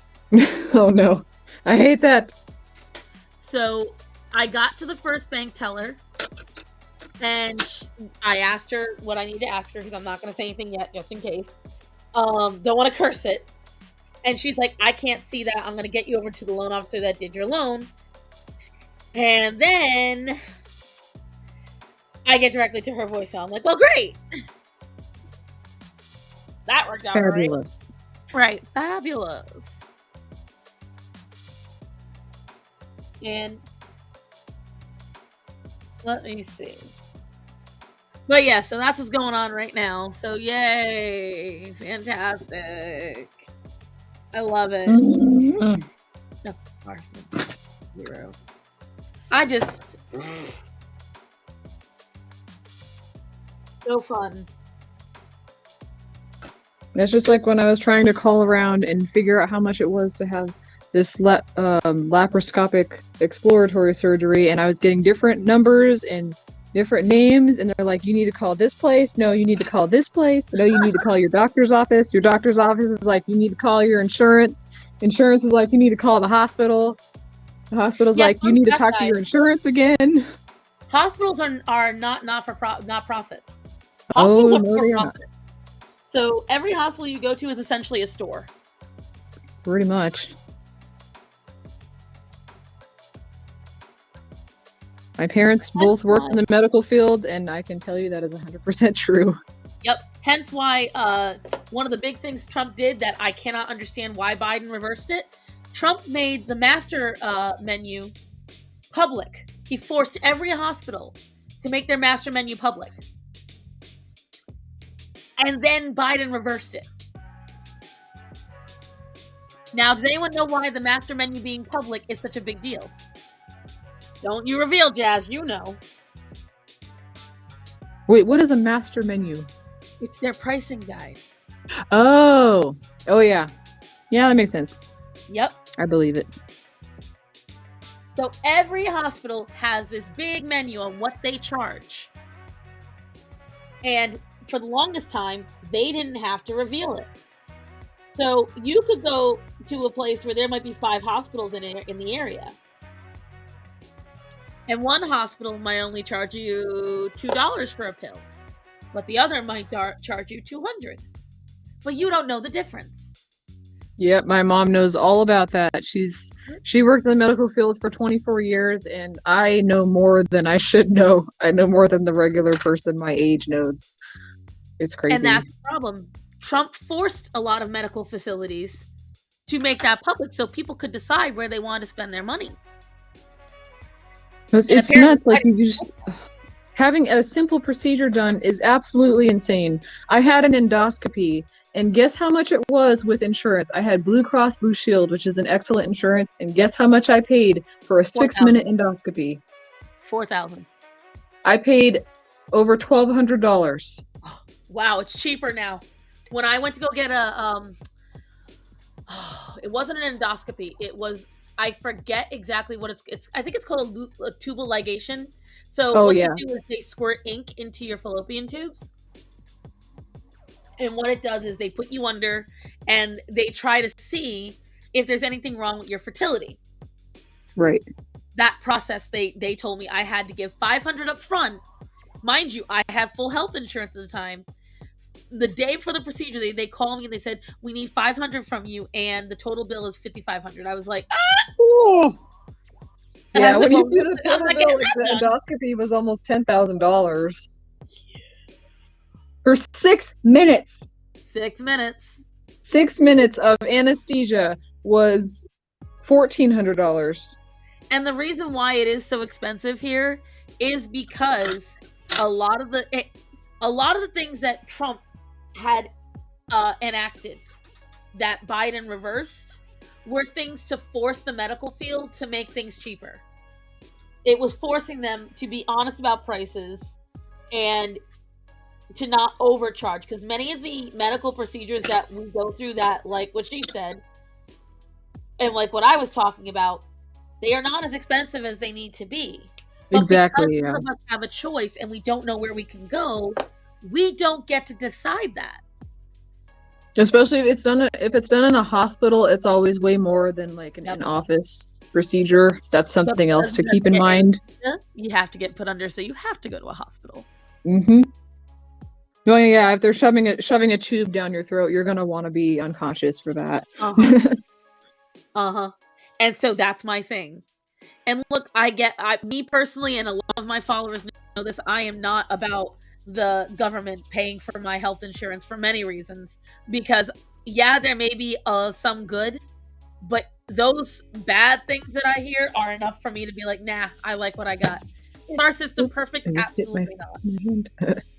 Exactly. Okay. It's just like, it's unbelievable. You pay a lot to be sick, or you pay a lot into your insurance, and you're like, well, this should cover this, right? And they're like, no, you haven't met your deductible yet. And that is a problem. I 100% agree. When people tell me, oh, well, you got to do this, that, and the other, I agree. Those are bad. Nowhere did I say that was good. However, I really don't like the idea that I could go to a hospital and I could be like, hey, I have this problem. And the hospital looks at me and goes, yeah, we don't care. You're not sick enough. Leave. And they can say that because they control it. And that I've had friends in other countries tell me point blank it's happened. How you can't get help unless you meet a threshold of how many times you try to end game yourself. Like, when I tell you I'm not saying that the American system is perfect, but I'm also not saying that the other ones are either. There's a lot of flaws. Exactly, Natanya. That's exactly my point. I don't want to wait 5 years to see a therapist to tell me I'm fine in the UK. Exactly. Yeah. And it's just like, especially with like women and like reproductive stuff, if you don't want to have kids, it's very different from going to the doctor for something if you do want to have kids, because it's like, well, we're not going to take your condition as serious because you don't want kids, so you're having problems with your uterus and your hormones anyway, but we're not going to do any blood work on you to check your hormones. We're just going to guess and let you take birth control so you can experiment and see for yourself if it works or not. Because if it works, then that means your hormones are out of balance. But we're not going to give you blood work just to make sure. You know what the sad part is, Jazz? They do that even if you're, because that's exactly what they did to me. They brought me in and they were like, "You're perfectly healthy." I'm like, any point of period over 6 months where you don't get pregnant is considered short-term infertility. I said, I've been trying for a year and a half and I haven't gotten pregnant. And they looked at me and they said, "You're not infertile." And I said, What? I, Oh and my they God. point blank told me I was crazy. And I was like, all right, then run a blood test. They were like, you need to be on birth control for this long. I was like, I was on birth control. I was already on it. And it made me bleed for 19 days. And I had horrible after effects. I don't want it anymore. Do the test. I had to beg for it. And that's the saying, like, let me tell you something. For all of, and this is where we're going to get into a topic that I know is hot-blooded, but just let me get this part out. For all the blustering that pro-abortionists do, saying, "Oh, well, we're just worried about the people who, what about the women who are infertile that want to adopt kids?" You know what? You use us as talking points, but not one of you worry about us. Not one of you have taken care of us. You don't petition for new stuff for us. You don't petition for things to make it easier for us to become parents. You use us as a talking point when you're protesting because you want a new way to kill your kid. But where are you helping us make one? And then you've got girls like you and like Michelle. I do believe that there's a real reason why women should not get hysterectomies. Unless you genuinely need it, you should not get one. Exactly. Yeah. But if you get PCOS, if you get endometriosis, you should automatically be authorized to, at any point in time, take out your uterus. I do believe that is a very fair reason to do it.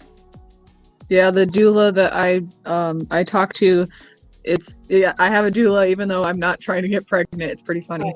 Right. But yeah, she was saying there's a long list of reasons why you would not want to get your uterus taken out because it affects other things in your body. So if you can, keep it. If you can't, if it's so bad, then you should have it taken out. And that's what I tell, because a lot of people who want their uteruses taken out, they get very mad at me when I tell them no. And they're like, "Oh, it's just because you want to have kids." No, it is not that. Your uterus is in your body because that's what nature put in there. I would say God, but a lot of you cringe at that. So let's say nature, okay? Your organs are there for a purpose, whether you like it or not. Yep. And they all serve a purpose for your entire life. We humans have this idea that we figured it all. We haven't fucking figured out shit. And the thing is, they have proven that when you have your uterus, it helps you your entire life. Even when you're in menopause, you need your uterus. You need it all the way up until death. So unless you desperately need it out, you should not get a hysterectomy. You shouldn't. It's horrible for you.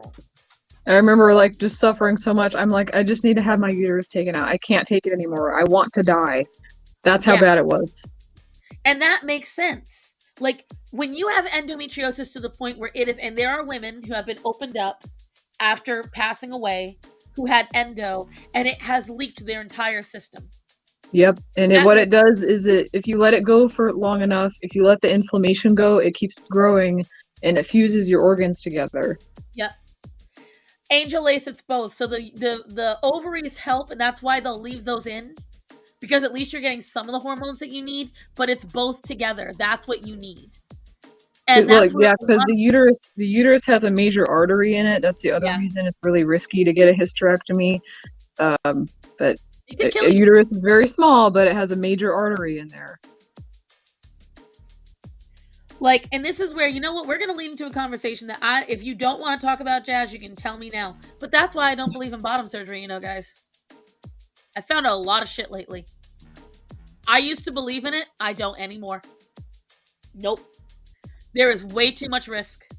After what I've been hearing, and I had a friend come at me the other day, there's no such thing as kids getting it, and there's no risk to it. No. I've talked to actual detransitioners. I have seen way too many things now. No.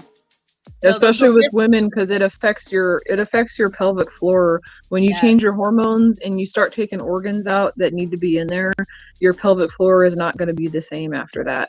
And if you have a bladder and you're a woman, you understand how important it is to make sure that your pelvic floor is where it's supposed to be. Like, I get that you need affirming and whatever, but you know what, guys? There has to come a point where your emotions are not superseded by actual medical, where your emotions are superseded by actual medical health. Like, there has to come a point where we've got to say, this is enough. This And is why, like, my parents are very against like getting unnecessary procedures or taking unnecessary medication. We're more of on the natural side of things. If you can treat it or lessen the severity of something naturally, then by all means do it, because you can't really undo a surgery. no, and that's the problem. No matter what, whenever you put something into your body, understand it is a permanent thing. Mm-hmm. No matter what, when you put a hormone that is not supposed to be in your body, when you get something taken off, and what I love is that everyone's sitting there going, it's completely reversible. Getting a new set of silicone tits is not the same as having the tits you were born with. Getting a pair And of those you silicone have to balls, replace every 10 years. exactly. And not only that, but they're finding out that even the saline ones, they're filling with mold. So, you're getting these people who are getting moldy, saggy titties, and some of them are rupturing and killing these people. Like, Oh, I'm yeah. sorry, guys. There are so many reasons why. Like, there was a woman I met when I worked at the mattress sales place, and she had breast cancer. She went and she got breast implants, but they fucked them up. Oh, And I no. didn't know she had breast implants. They like sutured them to her. What did she say? It's The probably a rib cage. Yeah, they sutured them. That's to how the they chest attach cavity, them. and they were underneath her arms. So Oh, every time no. she lifted her arms, she's in excruciating pain. And Oh. she's lived like this for 5 years, and she's too scared to go to another doctor to get it fixed. So she's in pain all the way. You need to go to a doctor. I mean, I follow this one lady. She's a makeup artist, and she's very transparent about like the procedures that she has done. And she had implants done, but she noticed that she was starting to get sick all the time because the implants were making her sick. Her body was starting to reject them. So she got them removed, and she just started feeling better within a few weeks. It was amazing to see. But terrifying at the same time. Yeah, she's like, she couldn't figure out why she was getting sick, and people were telling her, you need to go to the doctor, and she's like, I found out my doctor told me that my implants are what's making me sick, so she fixed it, thank goodness. Right.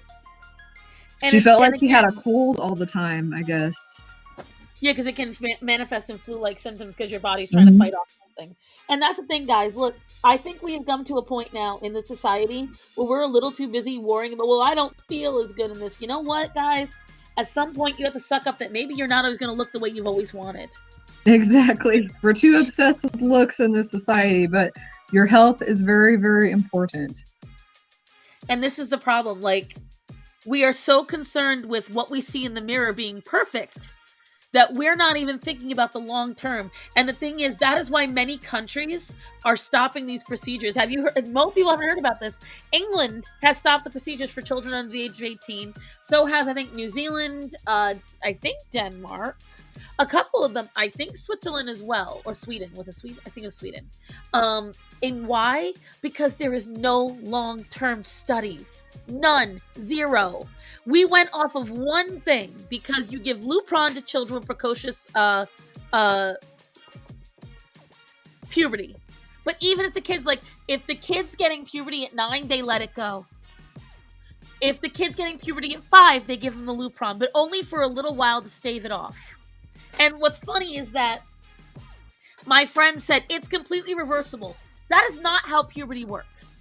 You get one body, and if you put something in there and it's permanent, you'll never be the same. Well, because they sat there and said it can start right back up. If that was the case, then Shauna Ray would not exist. Because that means the moment they got that tumor off of her pituitary gland, her puberty would have started right back up, and she'd have shot up like a beanstalk, and she'd have everything she needed. That's not what happened. You know why? Hers got damaged because of the treatment, so that's pretty sad. Yeah, but did her puberty start back up? Nope. Nope. Because her pituitary gland is dormant because of the treatment that she got. So it's just her bones are already fused because of her age, so she won't be able to grow. Jade, exactly. And when I told people that, they say, yes, is the case. It's 100% the case. And if you talk to people, they will absolutely say, yes, it's true. Prawn is what they give to convicted peds. Or It's like chemical castration, basically. yeah, that's what it is. I'm against kidding. Yeah, I'm definitely, but I'm all now, honestly. Anything to do with it. Because frankly, when it comes to it, I think Natanya said it earlier. Either Angel or said it, the pros do not outweigh the cons. And the thing is, I did not want it to be true, because you know what, you sit there and you say it in the moment, but on the other hand, you're like, I really hope that isn't the case. We said years ago there was going to be a wave of detransitioners. There's going to be a massive wave, and it's not going to be just because they're mad they transitioned. It's because they're going to have medical issues. They're going to have irreparable damage to their bodies and minds that they can't fix. And it's happening. And you've got some trans people coming out saying, well, they need to stop acting like it's so bad and saying it. It's not that it's not that bad. You just really weren't trans. Aha. But then you just admitted that there are people who can be wrong about being trans. And that if somebody's wrong about it, then you shouldn't rush into surgery. So thank you for proving our point. Kids are not fully developed. They should not be making those kind of life-altering decisions. So it's like they shouldn't be letting kids do it, I should say. The problem is that it's not about, well, except for California. California has made it so that way kids can start doing this stuff without any parents' permission. Isn't it great? Nuts. And like, I'm not even a kid, and they still wouldn't let me do a surgery for my uterus. Like, it's nuts. Right. I'm almost 30, and I felt like I was still being treated like a child. And they do that to everybody, honestly. That's the thing. Like, a lot of my comments, I will get people saying, you know, they're thin and they have problems, and the doctors treat them the same way. So this narrative where it's only fat people or it's only women, we are all getting duped by the medical field, because many of them have gotten so jaded. They don't want to have to deal with us anymore. And then you've got these narcissistic assholes coming in with TikToks playing, this patient of yours is not going to get weighed today, and we thank you for prioritizing their emotional state. Bitch, I am a medical doctor, not a therapist. You want your emotional state taken care of, go down the street. Mm-hmm. But this is the problem that we're facing. People are now coming to a point where everything is a trigger warning. Everything is, you've got to save my emotional state. I can't handle that. This is getting dangerous. It's getting. And then there's like the doctors that don't even care about your emotional state, because think about being in pain for half of your life, and they're just like, well, you need to take birth control. Like, do you have any idea what this condition has done to me mentally? I have like PTSD from it. Right. And they don't care. They don't want to hear about that, because again. But what if you want kids? Well, I already told you, doctor, that the two times I came here, I didn't want kids. So I don't know what has changed or what you think has changed, but because it hasn't changed. Later for not being able to have children. It's dumb. That is what that is. They do not want you to be able to come back and be like, you should have done, and I do want kids. Like, they don't want to run that risk. And my mom said that it's not like you can sue them for that anyways, so that's a bunch of crap, actually. It's not something you can sue a doctor for. Because I will tell you right now, the kids are be able to do it with this trans thing. Now that is different, yeah, when they're underage and stuff, but you can't get a hysterectomy and then go back and sue your doctor saying that you want kids. You'd be surprised. It isn't legally possible. You could try. I forget. Somebody's suing, I think, McDonald's right now, but oh no, they're suing Kraft Mac and Cheese. They're suing Kraft Mac and Cheese because the timer on the back of the packaging is not exactly how long she had to cook her food. Oh my god. So don't say they won't, because people will sue for anything. Hi, Toasty. Have you heard that story in New York about a mom getting arrested because her 10-year-old son got a tattoo? Everyone up in arms about a tattoo, right? He got a tattoo. Let me get this straight. If he wanted to go get his puberty blocked and start talking about getting implants and all those things, that would be fine. But the tattoo, do you know why they're up in arms about that, Jade? It's hilarious. It's hilarious. Because a child can't make that kind of decision at that age for a permanent thing on his body. I'm dead. Like, fucking dead. They say it with a straight fucking face. Oh my god. Right? Imagine a child not being able to make that decision. Like, you look at them and you go, and you said that to me, and you didn't laugh while you said it? I'm impressed! And I can't. That's where I'm at. I can't. A girl, who you telling? I fucking can't. I fucking can't. This whole entire situation. And what I hate is that their first responses to people like you and me, you're a transphobe, you're a bigot. No! Listen, I have several friends who are trans, and I respect their pronouns. I support Marcus and Blair, and I support Buck. They're some of the biggest names in trans in the entire world right now. I support them. But I also support being logical. If you want to socially transition, grow a beard if you want to be a dude, get a pair of fake titties if you truly want to, fine. But when you start removing way too much from your body, especially when you're underage, there's so much, so little research done, so very little therapy done. Some people are like, oh, my therapy took forever. Okay, you are one. I've heard from so many people how therapy, they barely even went to it. A lot of people, especially the detransitioners of right now, all their narrative is the same. All they had to do was go in, say they were trans, and boom, within a week, they were on hormones. Within 2 years, they were getting surgeries. That's not healthy. Right? And someone tried to tell, again, the friend that came at me, she said, there is no proof of any child getting any kind of surgery. So Jazz Jennings doesn't exist?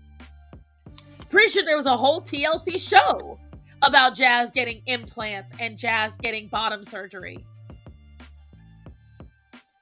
That's right, because it was a boy. I don't know very much about Jazz. I just remember there was something in the news about like having issues or something.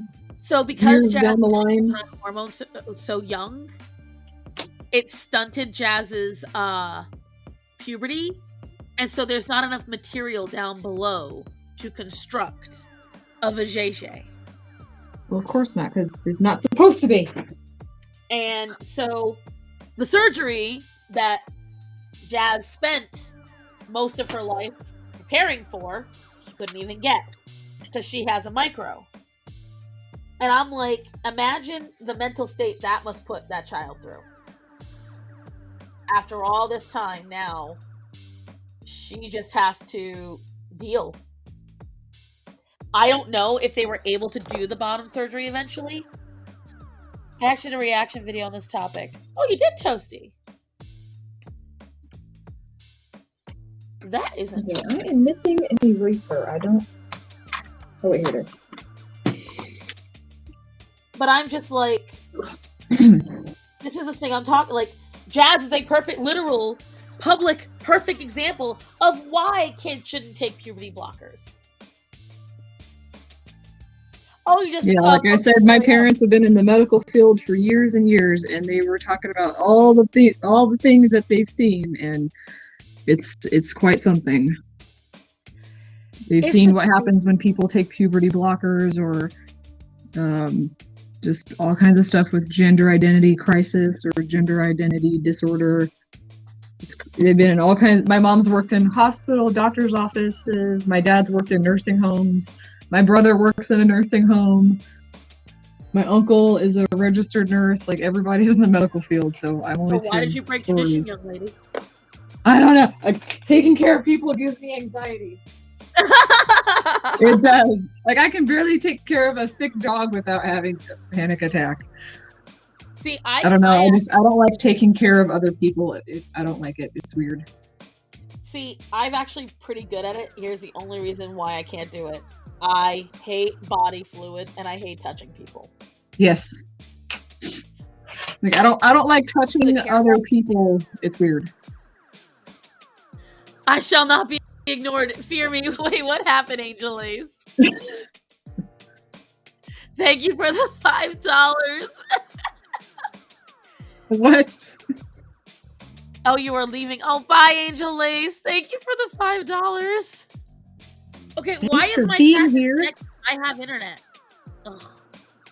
Successfully reconnected. Oh, it's on. For Okay, now. never mind. I see that. It's not. It's just on my computer. My large computer still is up. I have it on my YouTube. So I had a moment. I was having a moment. Shut up, Choco. Don't say a word. Years ago, a trans girl I knew said that guys like them because they look like a girl, but give the guys a genetic girl wouldn't backdoor access. Right. A lot of people like. There's a lot of men that like trans girls because trans girls can't get pregnant, and because trans girls don't have periods, and because trans girls sometimes like what Pluribus said. You know, they like a little bit of the back door. Now, that's not a general, well, it's a generalization, but that's not everyone, obviously. There are some real, biological girls that enjoy that shit too.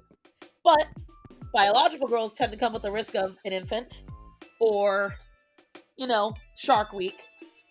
So I get guys like that where if they can suspend their reality long enough, fine. But the other side of it is there's a guy who does not want to. Get over it. Just get over it. There are plenty People of men. have a lot of weird fetishes. Right. But there are plenty Especially of men. like the overweight thing that Michelle was always talking about, and she knew a lot about it, and I'm like, wait a minute, this is new to me. This is very weird. Oh no, let me tell you something. The amount of men that have proposed things to me. I have been offered, all right, if you don't like hearing things, go away now or mute the chat for a minute. But I've been offered to sit on certain parts of men. I've been offered to stand on them. I've been offered money to do these things. I've been offered to cheat on my husband to do these things. Oh my god. There's been men that have literally begged me for it. So that's why I have no doubt in my desirability to at least one faction of the human race. Man, people are weird. There's an ass for every toilet. That's so true. It's a God's honest truth. My grandmother's gay hairstylist said that to her, and my grandma was like horrendously traditional Italian Catholic. And when he said it, she was like, "Oh!" He said, "Gloria, shut up." And my dad's been using it ever since because he loved that it insulted my grandmother. So of course he had to use it. But it's a truthful statement. People like that make you scared to go out in public sometimes. Right. Or the feeding Pluribus. So Pluribus said, so many chubby chasers love the squishing. Right. They like squishing. They like crushing. But this was more like, I don't want to be vulgar. Let's just say his face and my bottom wanted to meet is what he was insinuating. So every guy has their thing. Every girl has their thing. There are girls that only like dating fat men. I know several of them where they get mad. Like, a lot of people told me, because for years my husband was like a stick. And they were like, God, I could never date a twig like that. Like, they would make fun of me because Matt was super skinny. And they couldn't understand how I could be with a super skinny guy. And to an extent, I understand it because there's a lot of bony parts. But that's my man. I fell in love with him. Matt, and everyone knows this, Matt and I were on a blind date. He was nothing like the guy I wanted. And I wanted a 6-foot-something lumberjack, like bear guy. Lumberjack. Yeah, that's the kind of guy I wanted, who was like Italian and family oriented, like the kind of guy I envisioned. Matthew was the opposite in every way. Isn't that something? Right? Little bastard grew on me. And I love him. But, a lot of times people build up this idea in their head of what is so sexually, charging for them. And they put so much emphasis on it that they will blind themselves to anything else. But that's usually fetishists. Yeah, But that's weird. Like, especially with women like short women always wanting a man that's 6 feet tall, and if they're under 6 feet, just like they they don't won't date exist. him. That has always confused me ever since I heard that. No, You you know, know what I love? Those girls that are now coming out, these young girls that are like, and they ask them, what kind of guy would you date? And they're like, oh, wait, what do you mean? And they'll be like, what does your man have to make for money? And they'll be like, oh, well, I think if he made like 500,000, that'd be jeez. reasonable. Maybe 100,000, 800. They don't understand how money works at all. And it's hilarious to listen to them because these girls bring nothing to the table but a cute face and a nice ass. They don't know how to cook. They don't know how to clean.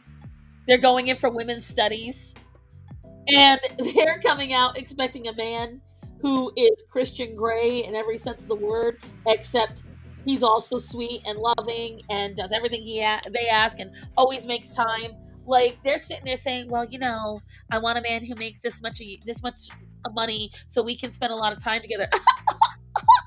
Oh, sweetie. So he has to buy your time, is what you're saying. Right, and not only that, but imagine thinking if a man makes $100,000 a year that he has time. No, right? He's out making that bread. Girl, where you think that money coming from? Trust fund? But yeah, like I said, the 6 foot thing, that never made any sense to me because I've been attracted to men that were the same height as me, and I'm tall for a woman. And I'm 5'7", and I've been attracted to men that were the same height as me. So it's not a height thing for everyone. Right. And my thing is, I get it, to an extent. Yes, if you have an attraction or a dissatisfaction to things that are inalienable, to an extent, I don't understand it.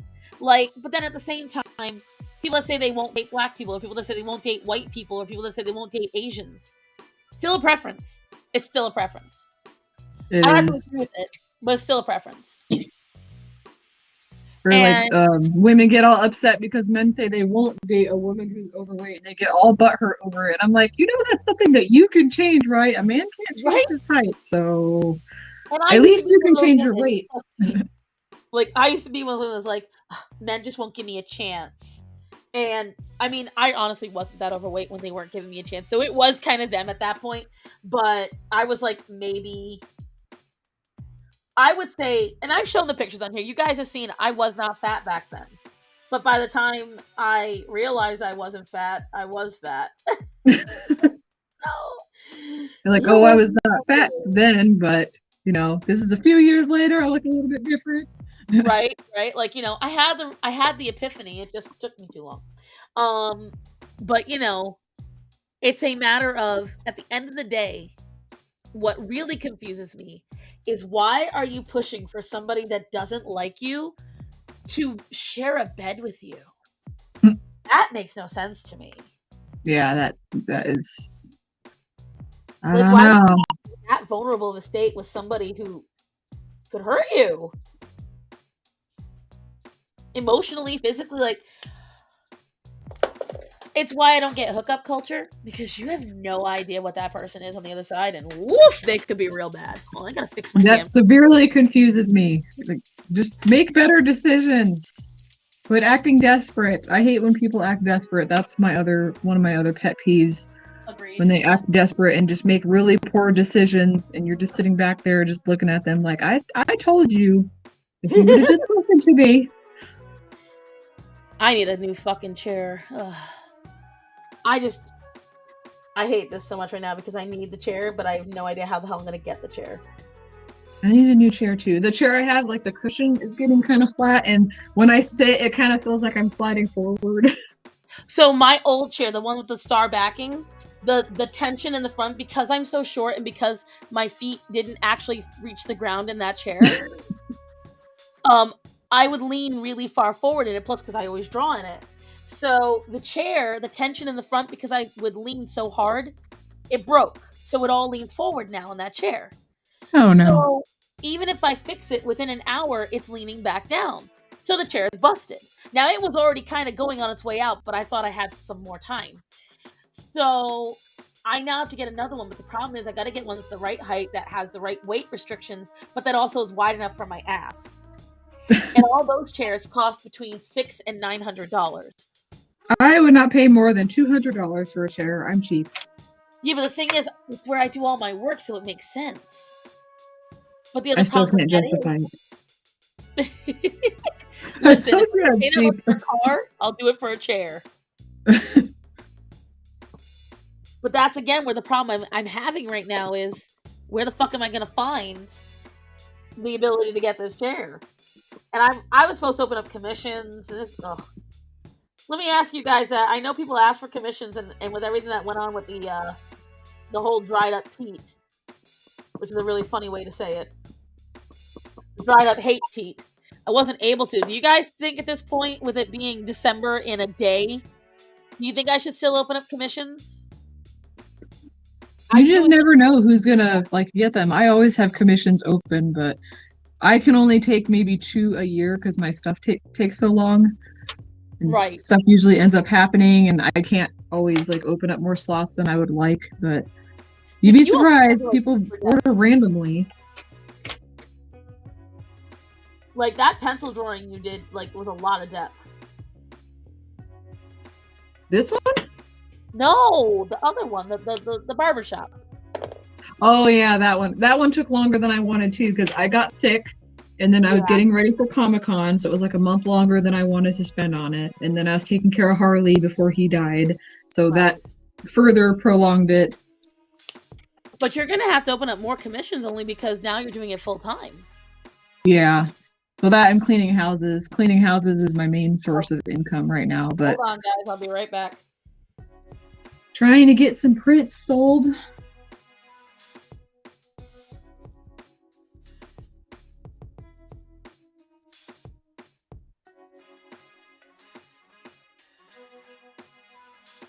don't know, there's something about the ears that are still... Maybe I'm coloring them too much. Okay, I think I'm done with this. I don't want to work on it anymore.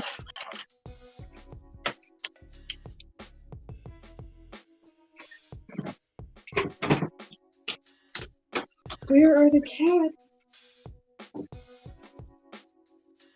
Oh, they're gone. Interesting. What time is it? Oh, it's already after 12. Oh. There's my Dumbo drawing. I finished it. And by finish, I mean I don't want to work on it anymore.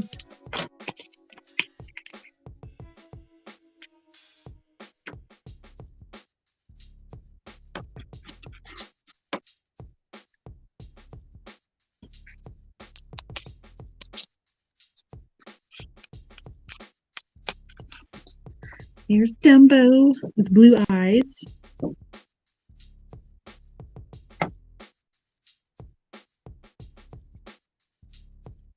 I'll probably put that up for sale at my Etsy shop if anybody is interested. Oh yeah, let me show you guys my giant Dumbo drawing that I started. I actually started it before I started this one. I think I started it in 2019, and then I abandoned it for a while. It's supposed to be this massive colored pencil drawing.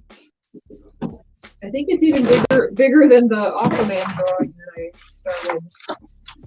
Let me look at my giant portfolio. Oh yeah, here it is. I found it. Yeah, this is bigger than the Aquaman drawing. So this is the giant Dumbo drawing that I started. It's quite huge, as you can see.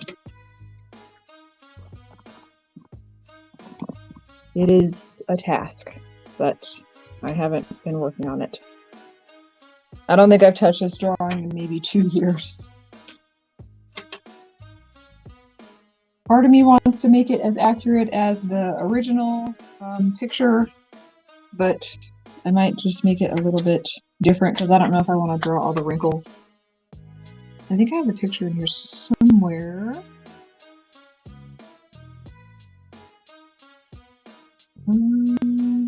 I got another call from a different bank, guys, so I'm on the hold with them.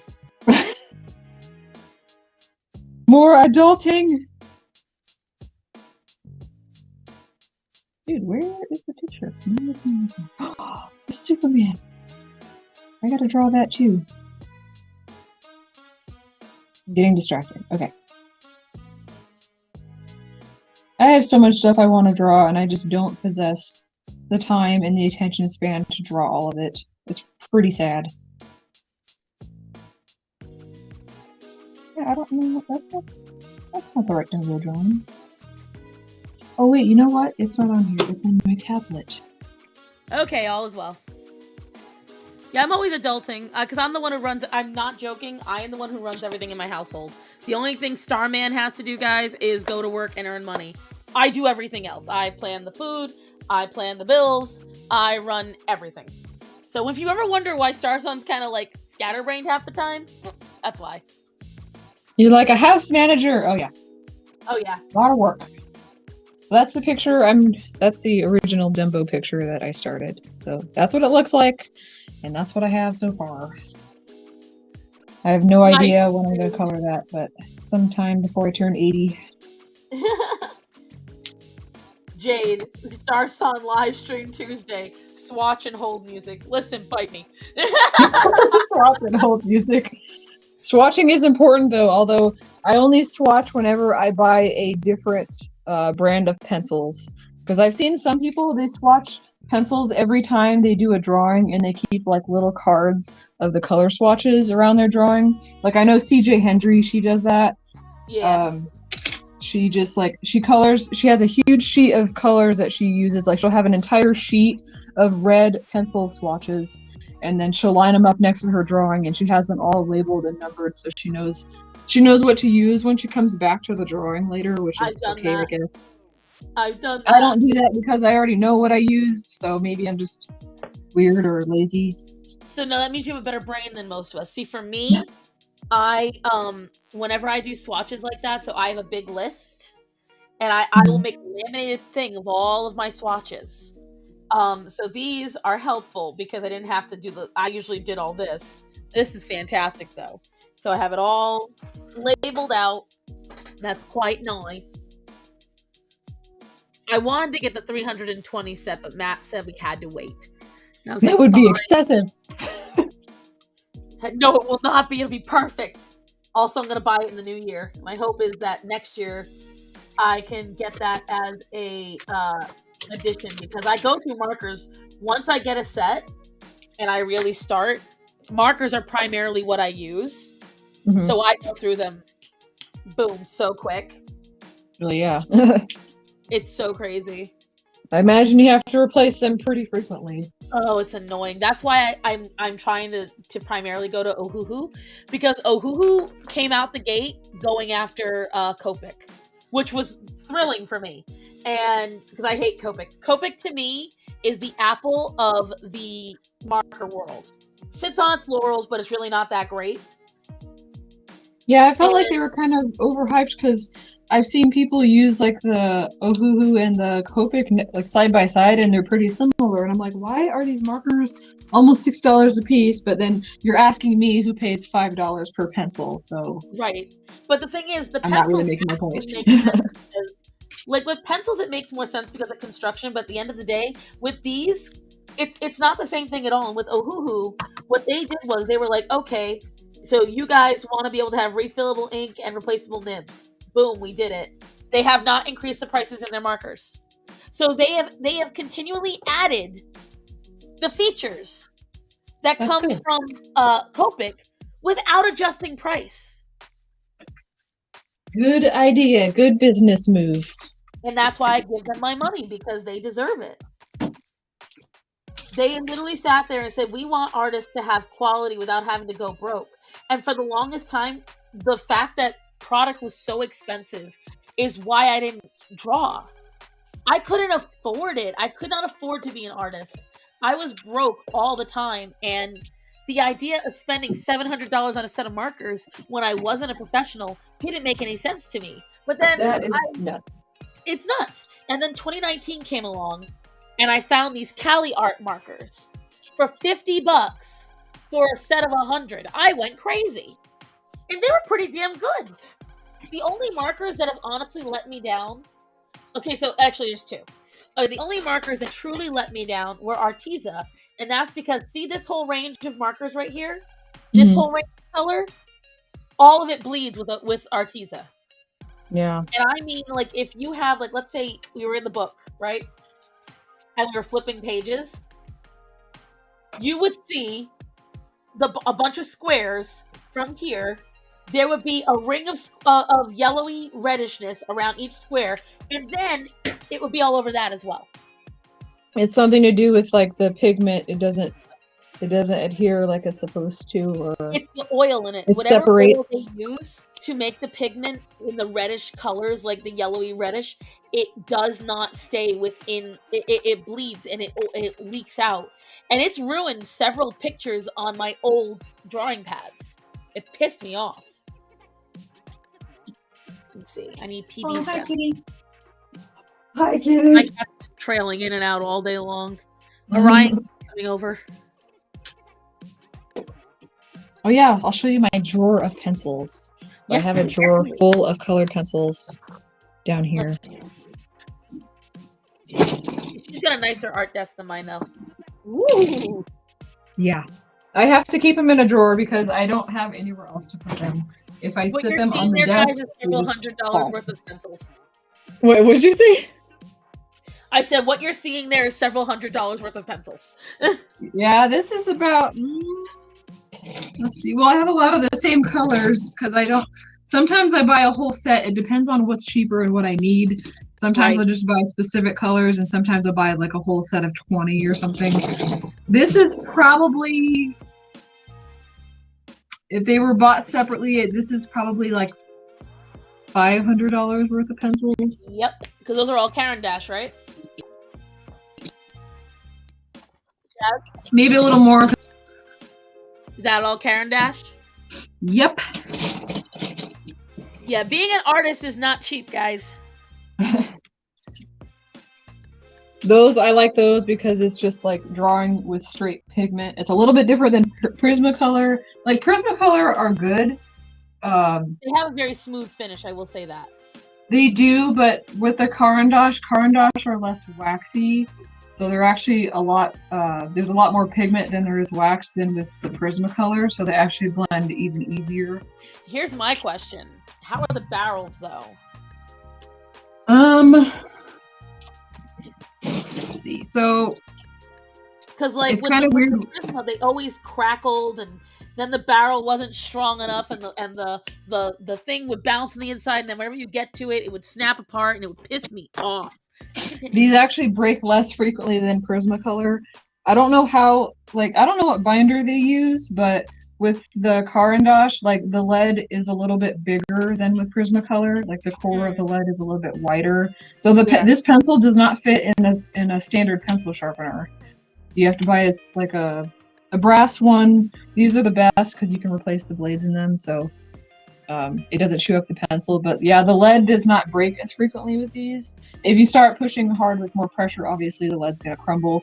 Obviously. But these are more sturdy pencils because they're made out of cedar, and whatever they use to adhere the lead into the cedar, it works really well because the lead doesn't break off like it does with the Prismacolor. So you don't have to sharpen them as frequently. The breakage is my biggest issue with Prisma because it was just like so frustrating, and sometimes it would break in the middle. Even because I have a very light hand, I don't draw heavy, and even if I was being very light, the thing would snap and it would drag the wood against the paper, and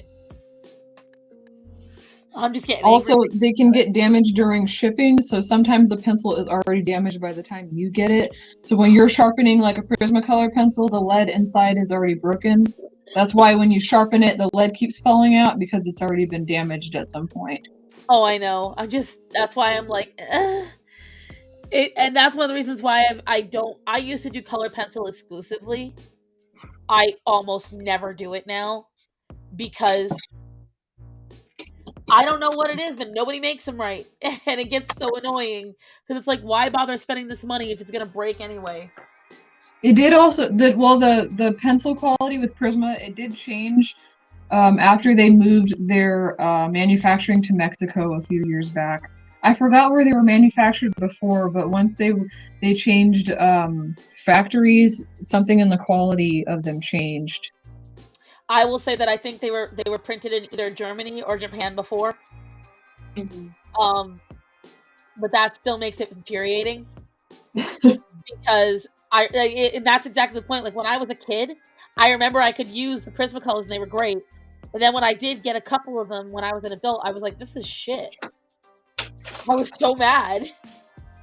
Yeah.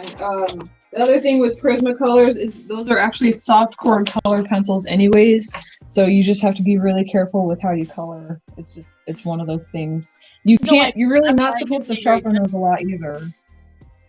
I'm very gentle with them usually. Like I said, I did the small turns, but it was just it was nothing. Prismacolor works a lot better when they're not super sharp. That's what a lot of people they complain about the pencil breaking, but they sharpen the lead too long, or they make the lead way sharper than it needs to be, and then they have issues with it breaking because you're putting all that pressure on a lead that's not supposed to be very long, whereas the pencil, if it was a little bit more on the dull side, you won't have as much breakage issues. That could be a way to get around it, is just not over sharpening it. Yeah, my only issue with that is then you're not going to get really fine details. You won't get fine details with Prismacolor anyways, unless you get the very thin version. Those work well for outline work and stuff, but the Premiere ones are not really for sharp work, in my opinion. Maybe that's my issue, because if everyone's noticed, I like to do really tiny details on my artwork. Yeah, you would need the very thin line. So they make a special line of pencils that can be sharpened to a point. They're for very fine work. I've had those before. They're pretty good. It's just for, like, if you want to draw like little like hairs or tiny dots or really, really fine details, you might want to look into those. Dang it, doodle. You know what pisses me off? Hmm. That the numerical order of these does not look like copacetic. It's not a, like, you can't tell me that succession of color doesn't piss you off a little bit. Well, it looks like whites and yellows and browns, and it's just very frustrating. Sorry, I see. Is pissed. There's a lot of blue in there. Yeah, this is the blue one. That's one of the reasons why I'm really glad I got this one, because I go through blue a lot. Ohuhu tried to expand every single range they had, and the 320 adds like a bunch of in-between colors, which I love. Because that's what I do. I do a lot of in-between, or I have to like try to like maneuver what I have to make it work. But yeah, you need transition colors for that. I could see that. Yeah, I do a lot of transition. I that gradient, and it's the part I love. Well, yeah, the other thing I like about Caran d'Ache is they don't get that waxy buildup that Prismacolor gets. Yeah, that's true. The wax bloom, Caran d'Ache does not have that. Let's see, what are people saying? Honestly, way too heavy-handed. Prefer pastel pencils. Luminance, Polychromos, and Derwent light fast pencils are all god. Yes. Yeah, I use the Luminance because there's actually different lines of those, but yeah, the Luminance are the best. What was that one that's like $400 for a set of 100 pencils? And Polychromos are really high, and then there's Rembrandt, and then somebody makes an oil-based colored pencil that's kind of high. I can't remember the name of it. Is it Lyra?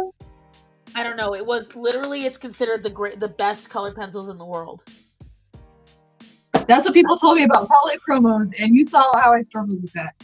They lied to me.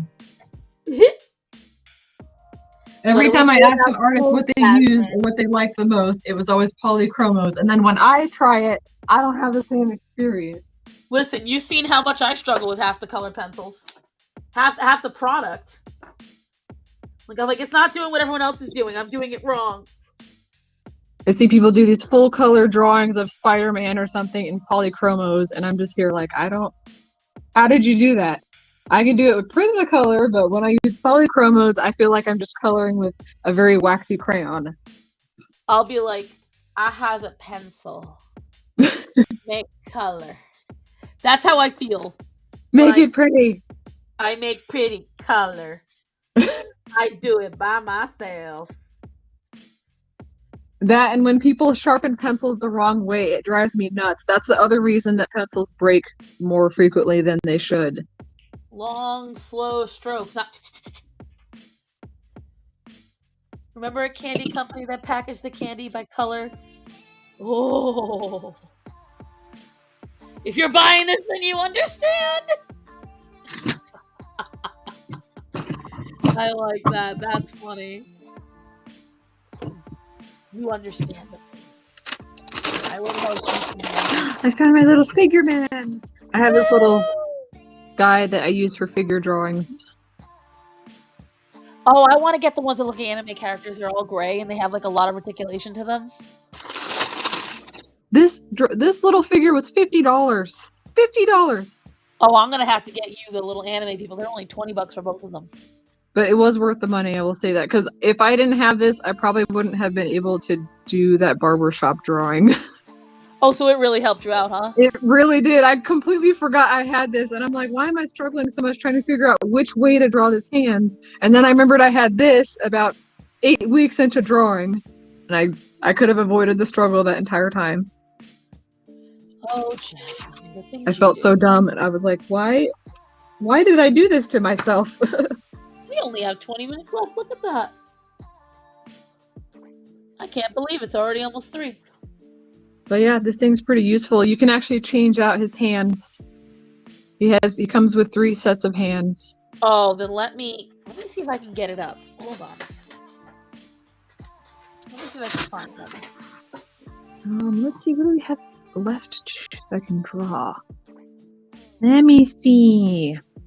I'm sure I have all kinds of pictures on here. Oh yeah, elephant. I think I'm done drawing elephant for now.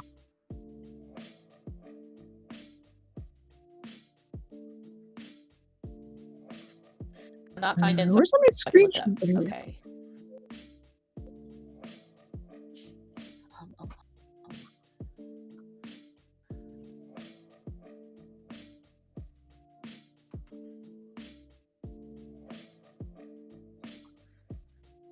I have a lot of Toy Story character pictures on this phone.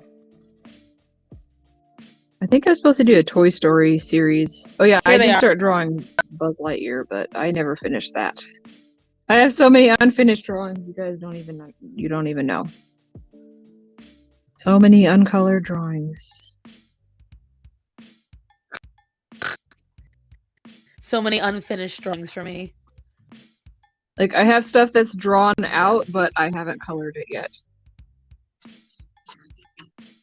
Oh yeah, I can probably work on this. They have Dumbo. You guys saw the Dumbo drawing. I have, you can barely tell what this is, but it's supposed to be a dog that I started to draw. It's supposed to be Lucy. I didn't even get to the coloring stage on that. What's this? Oh yeah, I started a Back to the Future drawing. There it is. You can kind of see their faces. And then I started a Batman drawing that I have to fix. I can't decide if I want to do pencil or maybe try the gouache, because I haven't even tried those before. We'll see if this paper can hold up to gouache. Maybe do some glow-in-the-dark paint. I missed that. I'll probably work on this as an in-between project. I wish I could scale it to larger paper, then I'd have to draw it all over again. Not ready for that commitment.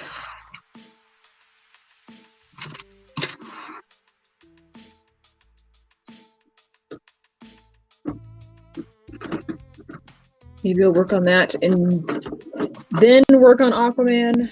I'm getting a little bit burnt out drawing Aquaman because I have to fix everything and shift everything down.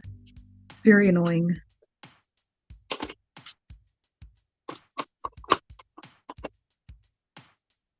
Fortunately, I don't have to do that by any deadline. It's just a personal project, but I'd still like to finish it.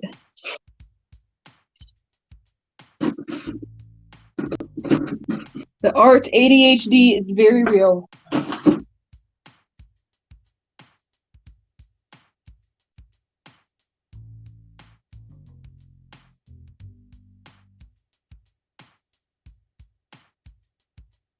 Oh, you found little figures. Oh yeah, I saw those on Amazon.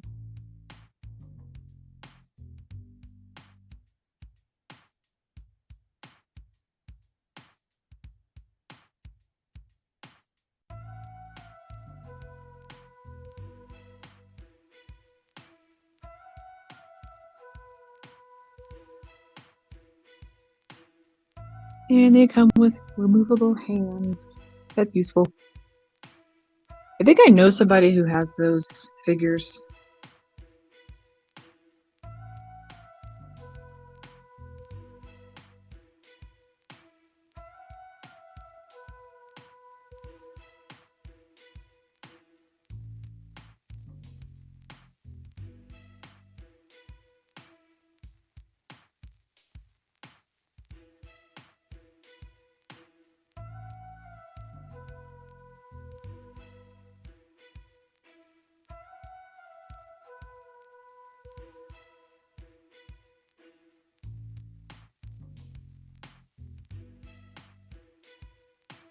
Oh no, she got disconnected. Or I got disconnected.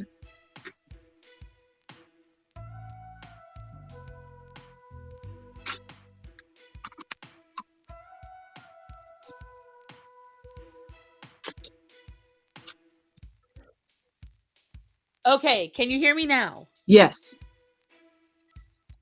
God almighty! I've been talking for like the past 10 minutes trying to get this thing to work. I'm like, where did she go? I just heard Matthew, music in bang. the background. Husband, bank.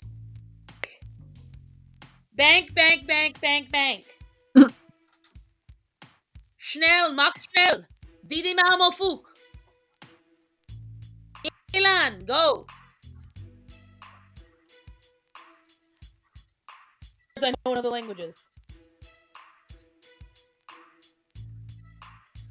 But yeah, what I was trying to do was I was trying to share the screen. So you saw what I showed, right? Yeah, I saw the figures. Yeah. So I was like, those are pretty good and they're really articulated. Like there's a lot of different ways they can be modeled. Mhm. What did I do? I broke everything apparently. No, Matthew, you know how Calliope chewed on the cord? It worked before, but it's not working right now. It keeps getting disconnected. We gotta buy a new one. Which pisses me off because now we're gonna have to run it throughout the house again like we did. It's very infuriating. Ugh, this cat. The pain. Yeah, Dark Blaze. Wait, you can't hear me?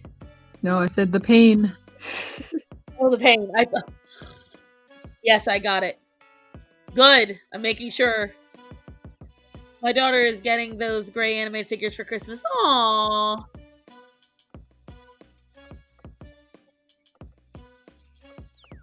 See, I figured out what Starman is getting for Christmas if I can get it. He has no idea. Now we'll see if he gets me anything for Christmas. He always forgets. Sometimes because I make sure that I spend the money on him. And by the time the money is needed to be spent on me, it's already gone.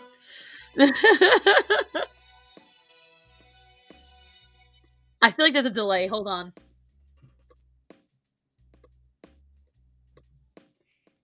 Yeah, we're gonna have to figure out why that chat is not showing up. So strange.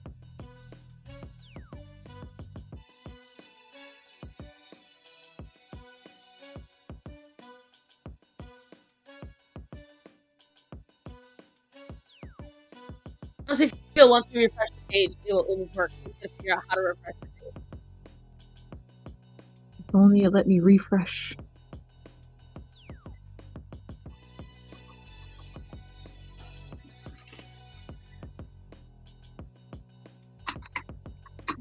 BG9. Yeah, I normally don't have this much problem. Honestly, it's purely because you can. Well, go to the bank first. We'll figure that part out later. You can't rewire it. You don't have any of the equipment. You don't have a soldering gun. That thing broke.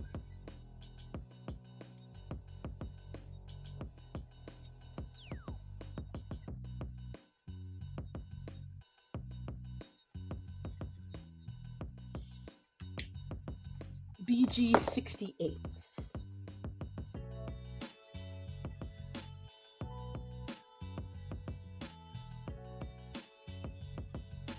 Performance issues. Excuse you, Sponge. Now who's making the sex jokes?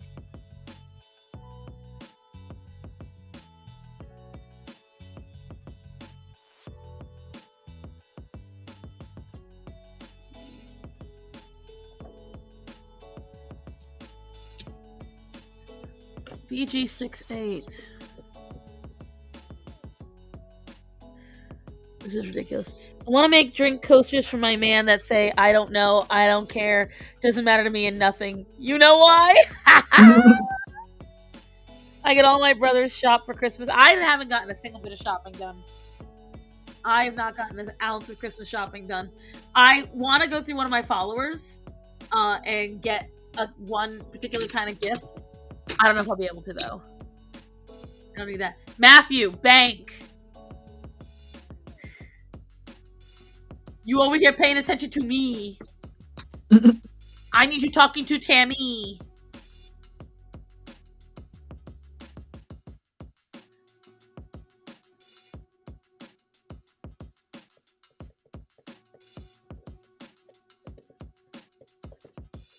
Okay, we don't have either of those either, Matt.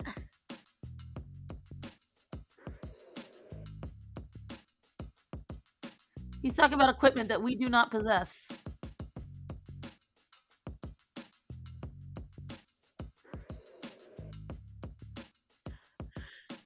You'll know when I post some pre-made casual art in the Discord, although it's very subtle. Ooh. My brother and sister and me all late December. Oh, God. All birthdays in December. Screw that. I already hate that all my birthdays are in June. When's your birthday, Jazz? Mine is in March, but I don't celebrate birthdays. Oh. I love celebrating. He could have gone to the store. You don't know. He better have gone. Celebrate like anniversaries or baby showers, but yeah, I don't do Christmas or holidays or birthdays. Oh, I'm sorry. I'm not missing out on anything, trust me. One less Christmas gift I have to buy.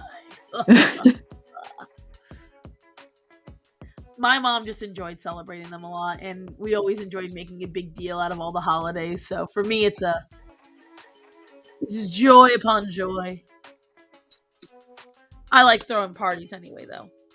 Just telling you, well, we don't got it, husband.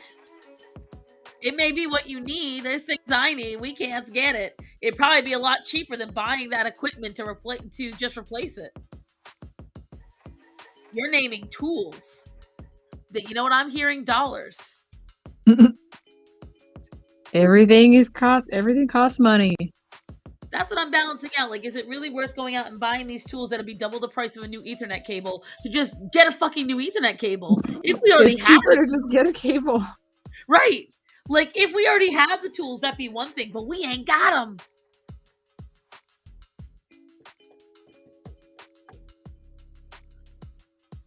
Where the fuck is this? BG68, where the fuck is you at? I keep looking back to make sure I've read it right in case I haven't had like a dyslexic moment. Shut up, Choco Hooligan. Shut up. You've been saying that a lot during this stream. Listen, you haven't seen what she's saying. My Sponge is a bit of a smart ass. A bit. If you've ever seen my little videos that I post to my Instagram or my TikTok of the edits where I'm talking, but it's music making fun of me while I'm on live stream. It's Choco. She makes those videos. Somebody has to do it. She lives to torture. She's done ones of Vanessa, my friend Gothix. She's done my favorite one she did though was an edit of me and Ruin Leon when I trolled him. He hates Andrew Garfield. He's got an obsession with Spider-Man, but he hates Andrew Garfield. So I said I'd draw him. Oh, I didn't send him that. Well, I have to send it to him now. So I drew him, and I drew him with the body pillow of Andrew Garfield. Oh my god. And he was on screen. He was on stream with me while I was doing it, and we were in the middle of talking about this. The drama with that woman. Oh shit! Hold on, I'll get there. Creepshow Art. We were talking about her. I've heard of her. Psychopath. And he was in the middle of going over, like, talking about it, and he goes, "Wait, stop. I gotta stop you." And he realizes I'm drawing Andrew Garfield, and when I tell you, Jasmine, I nearly peed laughing. It was, I will tag you in it. It's on my Twitter. It's on my TikTok. It is on my Instagram. It is fucking hilarious. Because Leon was he was so mad. It was hilarious. You triggered him? I did. He's like, "I knew that ugly ass hair. I saw it a mile away." I can't find fucking BG to save my life. I'm sitting here and you know what's gonna happen? I'm gonna skip it. I'm gonna look for a new color. And out of nowhere, BG68 is gonna fly out of this bag.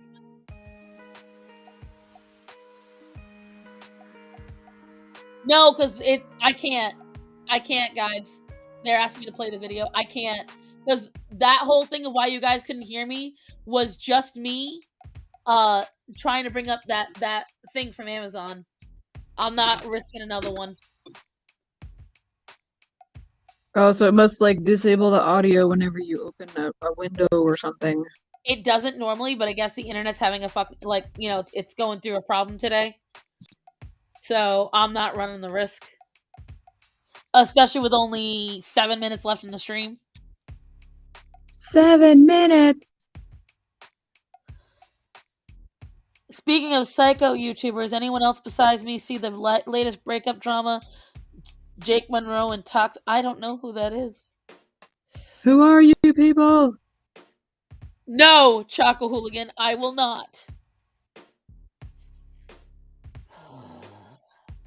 I accidentally left a burp in a video. Like, I mean a full-blown belch. And Choco adores that clip so much. She's gonna cherish it forever. Oh my god, she's used it in 2 different videos. She loves it. Oh, I did find it. Oh my god, I keep dropping stuff. Bitch. Last couple that broke up last year. Aw, well, that's sad.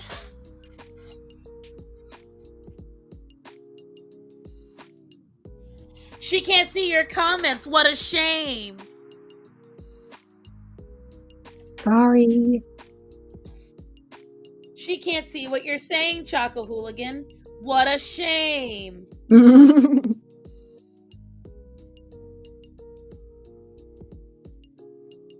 Gosh, I just feel so sad. You sound very broken up over it. Broken up inside. I'm heartbroken. Terribly heartbroken. I dare say I won't recover. However will you live? The chat already knows. These are all our OGs. These are all our every week people. They already know, Choco. You're feeding them old information. Good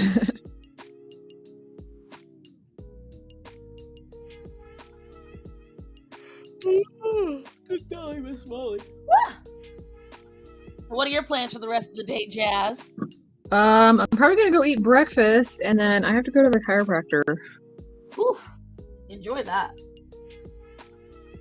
I feel much better after I go. I don't think I can eat because it's at 3 o'clock and I don't want to eat because I have to lay down and I'm not supposed to eat before I lay down. So I'll probably go to the chiropractor first and then come back and eat breakfast. That sounds. So I'll be eating breakfast at like 3:30 in the afternoon.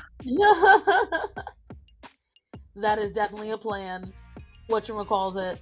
Me personally, I am going to do a video about my goodie box for no system. Get a couple of TikToks hammered out because they are really good for like reels. fun. Well, I will say this: TikTok is very helpful for making reels, and so is Reels. So I made one the other day for my other friend Jasmine, who owns a restaurant, and because she made me avocado toast for breakfast at her restaurant, and I was like, "Well, yes, please, thank you." And while I was eating it, I took some videos of popping the yolk because I find that delicious, and we made a little video for her Instagram page, and it looked really good. So I'm gonna try to do something like that. I've mostly just been recycling my old stuff for reels. I just shorten it a little bit and add sound. I'll probably get something recorded today, and then I gotta finish writing for my endometriosis video. I know that's gonna be long, and then I have a Comic-Con recap thing to film because I already wrote all of that out. So we'll see how much I get done today. I have to take the time to go through all my videos and find like the best clip and make a couple of clips for TikTok and for Instagram for shorts. Excuse you, madam. Excuse you, madam. Yeah. Are you mommy's little pain in the ass? Aw, kitty. This is Penny. This is the reason that I had so much anxiety. Aw, little girl. You are single-handedly the most destructive creature in my household.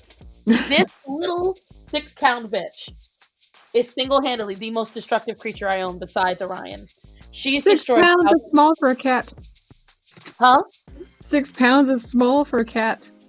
She was found at 3 weeks old, abandoned. So she has stunted growth. Oh. So she's like my permanent kitten. And she's the one who nearly died in the summer. Do not pee on that young lady. Oh, you already did. Thanks. Thanks for that. I appreciate that. Oh no, thank God. It's just drool from the dog. We're not going to let you pee on it, are we? No. A nice try. She's destroyed 3 couches. She's destroyed clothing. She's destroyed electronics. Decorations. All because, and this is what it means to do rescue, guys. This is when you get a cat that has high anxiety, prepare to lose shit. All in the name of love. My cat has gabapentin, so if she gets like really bad episodes, then I usually give her half of one of those. It really mellows her out. It's a pretty good investment, and it's not too expensive. Either that or hemp oil. I kind of alternate between those. Well, I can't go anywhere near things like hemp oil and shit. Or there's also calming chews that have vitamin B1 in them that calms a cat down. Those don't have any hemp in them. The problem is getting her to eat that stuff. So Penny is very finicky about eating. So in order to get her to ingest it, I would have to first hold her down and shove it down her throat. They're like soft chews, so I usually just hide it in the tuna or whatever wet food the cats are eating. She doesn't eat wet food. What? Oh my god, she's a dry food addict, isn't she? She'll only eat certain wet foods, and the problem with that is only if everyone else is eating, which means I cannot predict which food. When I tell you, Penny is very much my problem child. It's all my gray animals. And you know, that's why I learned to roll with the punches. I know ways to circumvent her pissing. It's just annoying. So I have to get plastic liners for the couches. But the problem is that she claws. So I have to get ones that are fixed to the couch. So that way she can't rip it off too easy. They have to be thick enough so she can't rip them, but thin enough so that way I can overlay them all the time and pull them off so I can wash. It's a whole thing. So I have You a plan. definitely need to get her something to calm her down daily. Here's the problem. She's a reasonably calm cat most of the time, and it's been getting better. But this is how she's always been. And I'm slowly working through it. But the other problem I have is she has a hard time dealing with certain cats in the household. And it's a whole dynamic thing. Unless it stresses her out that there's other animals, maybe. Nope, she hates the fact that there's no other cats around. She gets very upset. I thought it was that too. Like I told you, dude, when I tell you Penny is an enigma. She looks and seeks out other cats for love and attention. But she picks and chooses who she doesn't like. And essentially, it's Hendrix. She doesn't like Hendrix. And Hendrix likes to bully her. Now, for the most part, I've gotten Hendrix out of it. But he has a high prey drive and Penny has a high heart rate. So he will chase Penny. And then what happens is, even when he doesn't chase Penny, Arya and Axel, from when he chased Penny, get a hair across their asses about it. And so they see him as a threat. So whenever Hendrix is around, now it's on site for all these douchebags. So now I'm sitting there and I'm trying to keep the peace. But they're all just, it's a whole thing. That's why I can't have more than 2 cats, because even 2 cats is a lot. See, it's a lot to deal with. It's not that difficult. It sounds worse, but I'm just like 90% of the day there's no problems. There's just that small time where I've got to shout at somebody and throw something or spray. Right? That sounds like me. I'm always throwing stuff at the cats for fighting. Like I'll throw pencils or throw my chapstick at them. I need to get a big tin of pennies and just shake it really hard. Oh shit, it's 3:03. Well, guys, you know what that means. Jasmine, thank you for sitting with me while I swatch. Thank you for sitting with me while I procrastinate. We both enjoy the procrastination. But here's what I will tell you. Jasmine, thank you so much for joining us, guys. Please make sure, Jasmine, promote yourself. Where can people find you? How can they follow you? How can they support you? On Instagram, I am jasminebaker.artist. And on YouTube, you could probably just search Jasmine Baker and you'll see a picture of me with a cat. So that's me. I have 2 YouTube channels, but yeah, those are my main social medias. I use Instagram mostly. And I tagged her in my YouTube community tab, guys. And I also tagged her in my announcement for this live stream on Instagram. So if you want to support her, please go follow her. She's an exceedingly talented artist, and she's self-taught, and I find it extremely impressive. So keep that in mind. I have a new video coming out on Thursday. I know we didn't release one last week, but I thought it was kind of obvious that it's Thanksgiving. And it was Thanksgiving, but I did release a lot of shorts. They were all advertisements for No System. Hey, if you also love me and you want to support me, make sure you purchase from No System this holiday season. Just saying. If not, at least make sure you like, comment, subscribe on their posts, and follow their social medias. As for me, you guys already know where I am. Over there, down at the bottom of the page. You see all down here, down over there.